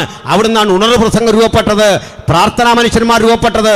മുള്ളറെ പോലെയുള്ള പ്രാർത്ഥനാ മനുഷ്യർ, മൂടിയെപ്പോലുള്ള പ്രഭാഷകര്, നമ്മൾ അറിയുന്ന ആദരണീയനായ വില്യം കേറിയെ പോലുള്ള സുവിശേഷകന്മാര് ആ രാജ്യത്ത് രൂപപ്പെട്ട് ലോകത്തെ ഇളക്കി മറിച്ച് മാറ്റം വരുത്തിയെങ്കിൽ ശാസ്ത്രമാകട്ടെ, സാമൂഹ്യ ശാസ്ത്രമാകട്ടെ, ലോകത്തിന്റെ ചിന്താപദ്ധതികൾ എന്തുമാകട്ടെ, അതിനെല്ലാം ബീജാഭാവം നൽകിയത് വിശുദ്ധ ബൈബിളിന്റെ ചിന്തയെങ്കിൽ ആ ചിന്തയിൽ അധിഷ്ഠിതമായ പ്രബോധനം പ്രചോദിപ്പിച്ചതെന്താ? നിങ്ങൾ ബുദ്ധിയുള്ള ആരാധനയായി നിങ്ങളുടെ ശരീരങ്ങളെ ജീവനും വിശുദ്ധിയും ദൈവത്തിന് പ്രസാദമുള്ള യാഗമായി സമർപ്പിക്കണം. പ്രിയപ്പെട്ടവരെ, നമുക്കറിയാം റിച്വലിസ്റ്റിക്കായ മതങ്ങൾ ലോകത്തുണ്ട്. എന്ന് വെച്ചാൽ ആരാധനയ്ക്ക് വരും മുമ്പ് കുളിക്കണം, നഖം പോലും വെട്ടി വൃത്തിയാക്കണം, മരിച്ചു കഴിഞ്ഞൊരു ശവം എങ്ങനെ അടക്കണം, ഇങ്ങനെ ഒത്തിരി കാര്യങ്ങൾ മിക്ക മതങ്ങളിലും ഉണ്ട്. യഹൂദമതത്തിലുണ്ട്, ഹിന്ദുയിസത്തിലും ഇസ്ലാമിലും എല്ലാം ഉണ്ട്, ഇല്ലേ? ഇതൊന്നും ഇല്ലാത്തൊരു വിശ്വാസം നമ്മുടെയാണ്. മരിച്ചു കഴിഞ്ഞ് എങ്ങനെ അടക്കണമെന്നുണ്ടോ? ഉണ്ടോ? അത് നമ്മൾ ചെല്ലി മുതലെടുക്കുന്നുണ്ട്. അവിടെ നിന്ന് സൂര്യൻ്റെ തേജസ് വേറെ, ചന്ദ്രൻ്റെ തേജസ് വേറെ എന്നും പറഞ്ഞങ്ങ് പോവാ. ശവം എഴുന്നേറ്റ് വന്നതല്ലാത്തൊരു ഭാഗ്യം നീട്ടിക്കൊണ്ട് പോകുന്നതിൻ്റെ പേര്, അല്ലേ? എങ്ങനെ ശവം അടക്കണം, എങ്ങനെ ആരാധനയ്ക്ക് വരണം, എങ്ങനെ വസ്ത്രം ധരിക്കണം, ഇങ്ങനെ ഡെയിലി റൊട്ടീൻ, നമ്മൾ എങ്ങനെയാണ് പല്ല് കേൾക്കേണ്ടത്, ഇതൊന്നുമില്ല എന്ന് എഴുതിയിട്ടില്ലെന്ന് അങ്ങനെ ഒരു സംഭവമൊന്നും പറഞ്ഞിട്ടില്ല. പക്ഷേ ലോകത്തെവിടെ ക്രിസ്ത്യാനിത്വത്തെ ഇത് പഠിപ്പിക്കേണ്ടി വന്നോ? ആരെങ്കിലും പഠിപ്പിക്കേണ്ടി വന്നോ? ഇല്ല. പരിഷ്കൃതങ്ങളായ പല എയർപോർട്ട് വഴികളിൽ നിങ്ങൾ പോക്കോ, നല്ല സുമുഖന്മാരായ ഓറഞ്ച് പോലെ നിറമുള്ള അറബി ഒരു കമ്പും കൊണ്ട് പല്ലും തെച്ചുകൊണ്ടിരുന്നതാണ്. മനസ്സിലായില്ലേ? അതുവഴി പല്ലും തെച്ചുകൊണ്ട് വരിക. പണമുണ്ട്, കോടീശ്വരനാ, രാജകുടുംബത്തിൽ പെട്ടവനാ, ഇൻ്റർനാഷണൽ എയർപോർട്ടിൽ ഒരു കമ്പും കൊണ്ട് ഇങ്ങനെ പല്ലും തെച്ചുകൊണ്ട് നിൽക്കുക. അവിടെ നിൽക്കേണ്ടതിൻ്റെ കയ്യിൽ ഓരോ കമ്പുണ്ട് പല്ല് തേക്കാൻ. ഇതാണ് ക്രിസ്ത്യാനിറ്റി. നമുക്കിതൊന്നും എഴുതി വച്ചിട്ടില്ല, ഇതൊന്നും ഇവിടെ രേഖപ്പെടുത്തിയിട്ടില്ല. ഈ അറിവ് എങ്ങനെ രൂപപ്പെട്ടു വന്നത്? മാനവികതയുടെ വളർച്ചാഘട്ടങ്ങളെ എങ്ങനെ നയിക്കണമെന്ന് ഉലകത്തെ പഠിപ്പിക്കാൻ ദൈവം ഉപയോഗിച്ച ചില സംസ്കാരങ്ങളും ശക്തികളുമുണ്ട്. അവർ നമ്മെ പഠിപ്പിച്ചു തന്ന പാതയിലൂടെ പുറകോട്ടല്ല, മുമ്പോട്ടാണ് നമ്മുടെ യാത്ര. അതിനാണ് ഞാൻ ആദ്യം നദികളുടെ ഒക്കെ കണക്കും കാര്യങ്ങളുമൊക്കെ പറഞ്ഞത്. അതുകൊണ്ട് ഇനിയുള്ളൊരു കാലം നമ്മൾ സുവിശേഷം പറയുമ്പോൾ ഒരു കാര്യം ഓർത്തുകൊള്ളണം, അത് കേവലമായ ആത്മരക്ഷ കൊണ്ട് തീരുന്നൊരു കാര്യമല്ല, മറിച്ച് അതിൻ്റെയൊക്കെ അപ്പുറത്ത് ഒരു മനുഷ്യനെ മനുഷ്യനായ ഇഹലോകത്തിലും വരാനിരിക്കുന്ന ലോകത്തിൽ അവൻ്റെ ആത്മാവിനും വില കൽപ്പിച്ചുകൊണ്ട് അവനെ അതിൻ്റെ സമഗ്രതയിലെടുക്കുന്ന മഹത്തര ചിന്തയാത്. അതുകൊണ്ടാണ് ഏത് മനുഷ്യനെയും ക്രിസ്തുവിൽ തികഞ്ഞവനാക്കി നിർത്തുകയാണ് സുവിശേഷത്തിൻ്റെ ലക്ഷ്യമെന്ന് കൊലോസ്യ ലേഖനത്തിൽ അപ്പോസ്തലൻ വിളിച്ചു പറയുന്നത്. അവൻ്റെ ഫുൾനെസ്സിലേക്ക്, ആ തികവിലേക്ക് അവനെ കൊണ്ടുവരാൻ നമുക്ക് മുമ്പിൽ ഒരു റോൾ മോഡൽ വെച്ചു പിതാവ്, അതാണ് നമ്മുടെ കർത്താവായ യേശു ക്രിസ്തു. ഒരു വാക്കുകൂടി പറഞ്ഞ് നിർത്തിയേക്കാം, സമയത്തും. നമ്മൾ ആരോളമാതികയുണ്ടേ.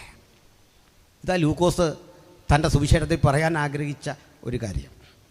ലൂക്കോസും പോലൊരു ഡോക്ടറാണല്ലോ. ഈ ഡോക്ടറുടെ ജോലി എന്താ? ഡോക്ടറെ ജോലി ചികിത്സ എന്ന് പറഞ്ഞ് നിർത്തണ്ട. ചികിത്സയെന്ന് പറഞ്ഞാൽ എന്താണെന്ന് അറിയണ്ടേ? ഡോക്ടർ ശ്രമിക്കുന്നത് നമ്മളെ ഭൂതകാലത്ത് ജീവിക്കാൻ പഠിപ്പിക്കുക. മനസ്സിലായില്ല?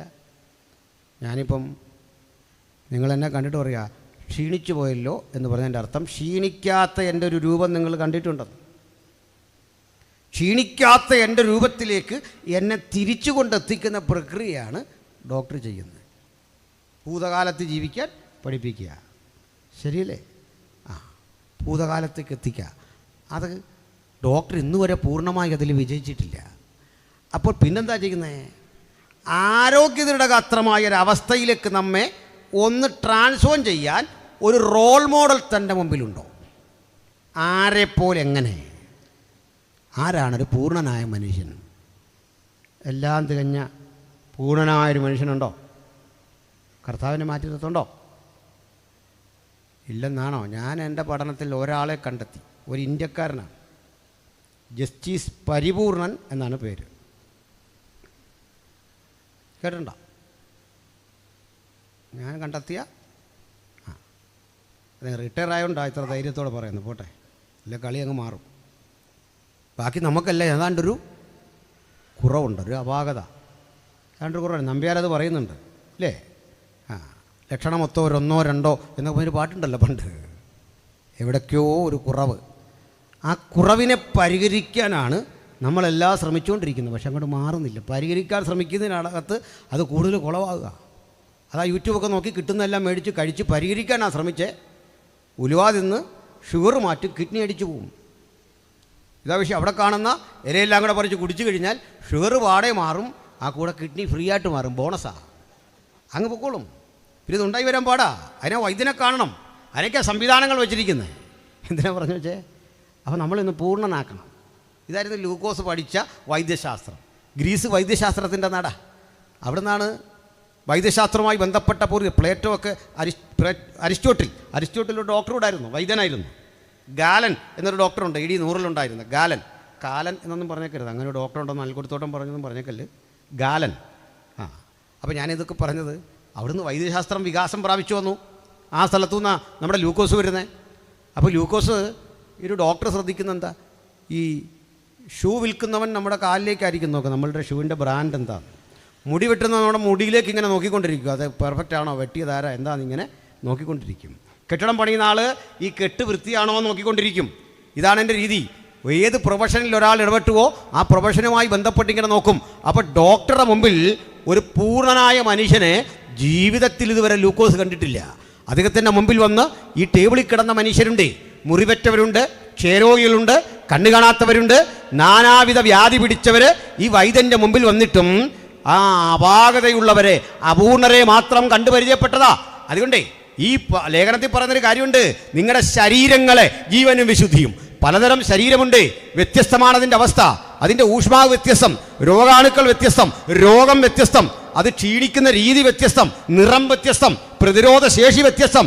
അതുകൊണ്ട് 100,000 ശരീരങ്ങളെ കണ്ടു പരിചയിപ്പിക്കപ്പെട്ട വൈദ്യന്മാരുടെ നാട്ടിലേക്ക് പൗലോസ് എന്നൊരു മനുഷ്യൻ മാസിഡോണിയിൽ ചെന്ന് ധന്യനായ യേശുവിനെ കുറിച്ച് പരിശോധിച്ചിട്ട് പഠിച്ചിട്ട് ലൂക്കോസിന് പങ്കുവച്ച സുവിശേഷത്തിൽ ഒരു വ്യക്തി അങ്ങോട്ട് കൊടുക്കുക. അപ്പോൾ ലൂക്കോസിന് ഇതുവരെ കിട്ടാത്തൊരു സാമ്പിള് ജീവിതത്തിൽ ആദ്യം കിട്ടിയിട്ട് പറഞ്ഞു, you test, you evaluate it. നീ ഈ സാമ്പിൾ ഒന്ന് പരിശോധിച്ചേ. വിദഗ്ധ ഡോക്ടറുടെ പക്കലേക്ക് എന്തെങ്കിലും ഒരു ഐഡിയ കിട്ടിയാൽ കുട്ടികൾക്ക് ഷെയർ ചെയ്യുന്ന പോലെ യേശുവിൻ്റെ ശരീര സാമ്പിൾ, ഞാൻ എൻ്റെ ഒരു രീതി പറയുന്നത് കേട്ടോ, എൻ്റെ ഒരു വേർഷനിലാണ് പറയുന്നത്, ഇതങ്ങോട്ട് കൊടുത്തപ്പോൾ ഒന്ന് മനസ്സിലായി. സാക്ഷാൽ നമ്മുടെ രോഗങ്ങളെ അവൻ വഹിച്ചു, ഉറപ്പിച്ചു. നമ്മുടെ വേദനകളെ അവൻ ചുമന്നു. മനുഷ്യനാകട്ടെ മനഃശാസ്ത്രപരമായി വിധിയെഴുതി, നാമോ ദൈവനെ അടിച്ചും ശിക്ഷിച്ചും ദണ്ഡിപ്പിച്ചുമിരിക്കുന്നു എന്ന് വിചാരിച്ചു. ദൈവശാസ്ത്രപരമായി അതിന് വിചിന്തനം വന്നു.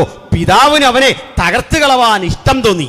അങ്ങനെ ശാസ്ത്രത്തിൻ്റെ, തത്വചിന്തയുടെ ഒക്കെ ഒരു നാട്ടിൽ നാനാവിധ പരിശോധനാ രീതികൾ കൊണ്ട് ലൂക്കോസ് ഇങ്ങനെ പരിശോധിച്ച് പഠിച്ചപ്പോൾ ഒരു മനുഷ്യന് അനുഭവിക്കേണ്ടി വരുന്ന വ്യതകൾ, ഭാരങ്ങൾ, മനോനിലയുടെ തകർച്ചകൾ, ഇതെല്ലാം കൃത്യം അനുഭവിച്ച ഒരു സാമ്പിൾ, ചുരുക്കി പറഞ്ഞാൽ സകല രോഗങ്ങളും വ്യാപരിച്ച ഒരു സാമ്പിൾ കണ്ടു.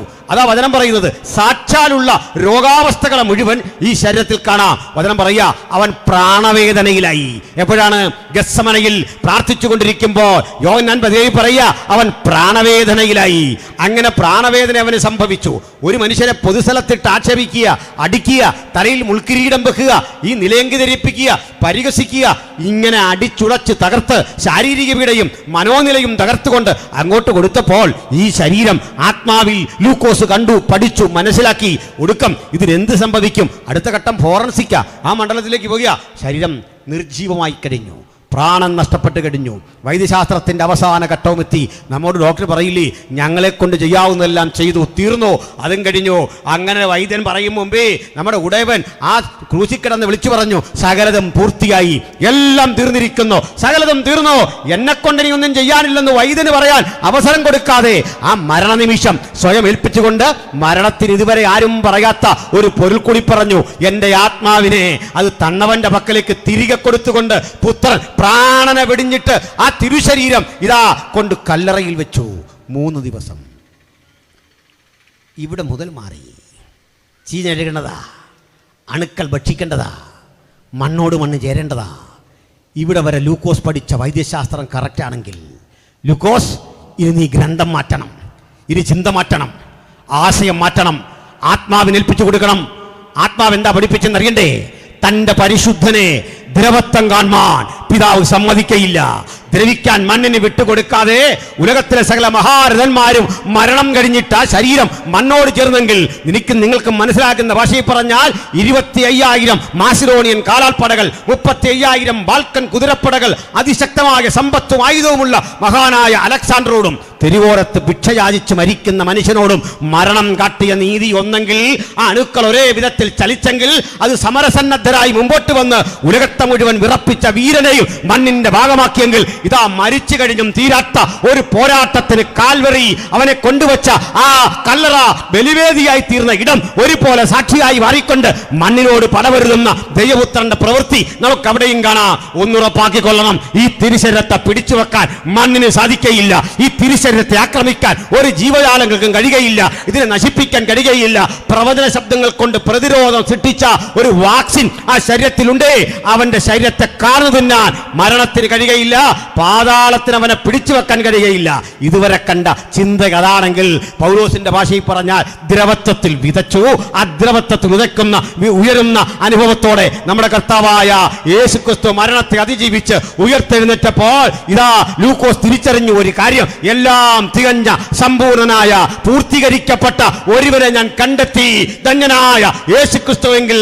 ആ ക്രിസ്തുവിനെയാണ് പൗലോസ് പരിചയപ്പെടുത്തിക്കൊണ്ട് പറയാ, നിങ്ങളുടെ ആരാധന അർത്ഥവത്തായി തീരാൻ, ആ ശരീരത്തോട് ഏകീഭവിക്കാൻ ബുദ്ധിയുള്ള ആരാധനയായി ആ ക്രിസ്തുവിൻ ചൈതന്യം ഏറ്റുവാങ്ങി കർത്താവിനെ അനുധാവനം ചെയ്യാൻ സാധിക്കണമെന്നുള്ളൊരു ആഹ്വാനമാണ്. അതിന് കഴിയാതെ അകത്തും പുറത്തും ഒരാളെങ്കിലും ഉണ്ടെങ്കിൽ ഇതാ പ്രതിരോധം തീർക്കുന്ന നസ്രായൻ ആ ശരീരത്തോട് തൊട്ടു ചേർത്തി നമ്മയും നിർത്തി അവൻ്റെ ശരീരത്തിന് തുല്യരാക്കി നമ്മയും രൂപാന്തരപ്പെടുത്തുന്ന പ്രക്രിയയാണ് സുവിശേഷത്തിൻ്റെ ആത്യന്തിക വാഗ്ദത്തമെങ്കിൽ, ആ അനുഗ്രഹീതമായ അവസ്ഥ കരഗതമാക്കാൻ ഈ രാത്രി വചനം കേട്ട ഏവർക്കും അത്യുന്നതൻ കൃപ നൽകട്ടെ. ഈ വചനം ദേശത്തിന് വിടുതലാകട്ടെ. ഈ വചനം ദേശത്തിൻ്റെ സാക്ഷാലുള്ള രോഗത്തെ സുഖപ്പെടുത്തട്ടെ. ഈ വചനം ക്രിസ്തുവിൻ്റെ പാദാന്തിയെ ലോകം എടുത്തു വരാൻ ഹേതുവാകട്ടെ. ഞാൻ മനസ്സിലാക്കുന്നു, ഈ പന്തലിരുന്ന് വചനം കേൾക്കുന്ന ഏതൊരാളും ആ സുവിശേഷം കേട്ടവരാണ്, അറിഞ്ഞവരാണ്, സ്നാനത്താൽ അവനോട് ഏകീകരിക്കപ്പെട്ടവരാണ്. അങ്ങനെ അല്ലാത്ത ഒരാളെങ്കിലും ഈ രാത്രി ഇതിനകത്തോ പുറത്തോ ഉണ്ടെങ്കിൽ ഇപ്പോഴാകുന്നു സുപ്രസാദ കാലം, ഇപ്പോഴാകുന്നു രക്ഷാദിവസം. ഈ രക്ഷകനെ ഹൃദയത്തിൽ ഏറ്റെടുത്തുകൊണ്ട് നിങ്ങളുടെ ജീവിതാവസ്ഥകളെ ഏറ്റുപറഞ്ഞ് ഉപേക്ഷിച്ചുകൊണ്ട് ഒരു പുതുമനുഷ്യനാകാൻ നിങ്ങൾക്ക് ലഭിച്ച ഒടുവിലത്തെ സന്ദർഭം ഇന്നെങ്കിൽ ഇന്ന് രാത്രി നിങ്ങൾ യേശുവിനെ സ്വീകരിക്കൂ, ഈ കർത്തൃത്വം അംഗീകരിക്കൂ, യേശുവിനായി ഹൃദയം ഏൽപ്പിച്ചു കൊടുക്കൂ. ആ ഒരുക്കത്തോടെ പുതുക്കത്തോടെ നമുക്ക് ഈ പന്തൽ വിട്ടുമടങ്ങാൻ സർവശക്തൻ കൃപ നൽകട്ടെ എന്ന് പ്രാർത്ഥിച്ച് ഞാൻ ഉപസംഹരിക്കുന്നു. ഈ വചനങ്ങളാൽ കർത്താവ് നമ്മളെ അനുഗ്രഹിക്കുമാറാകട്ടെ. ആമേൻ.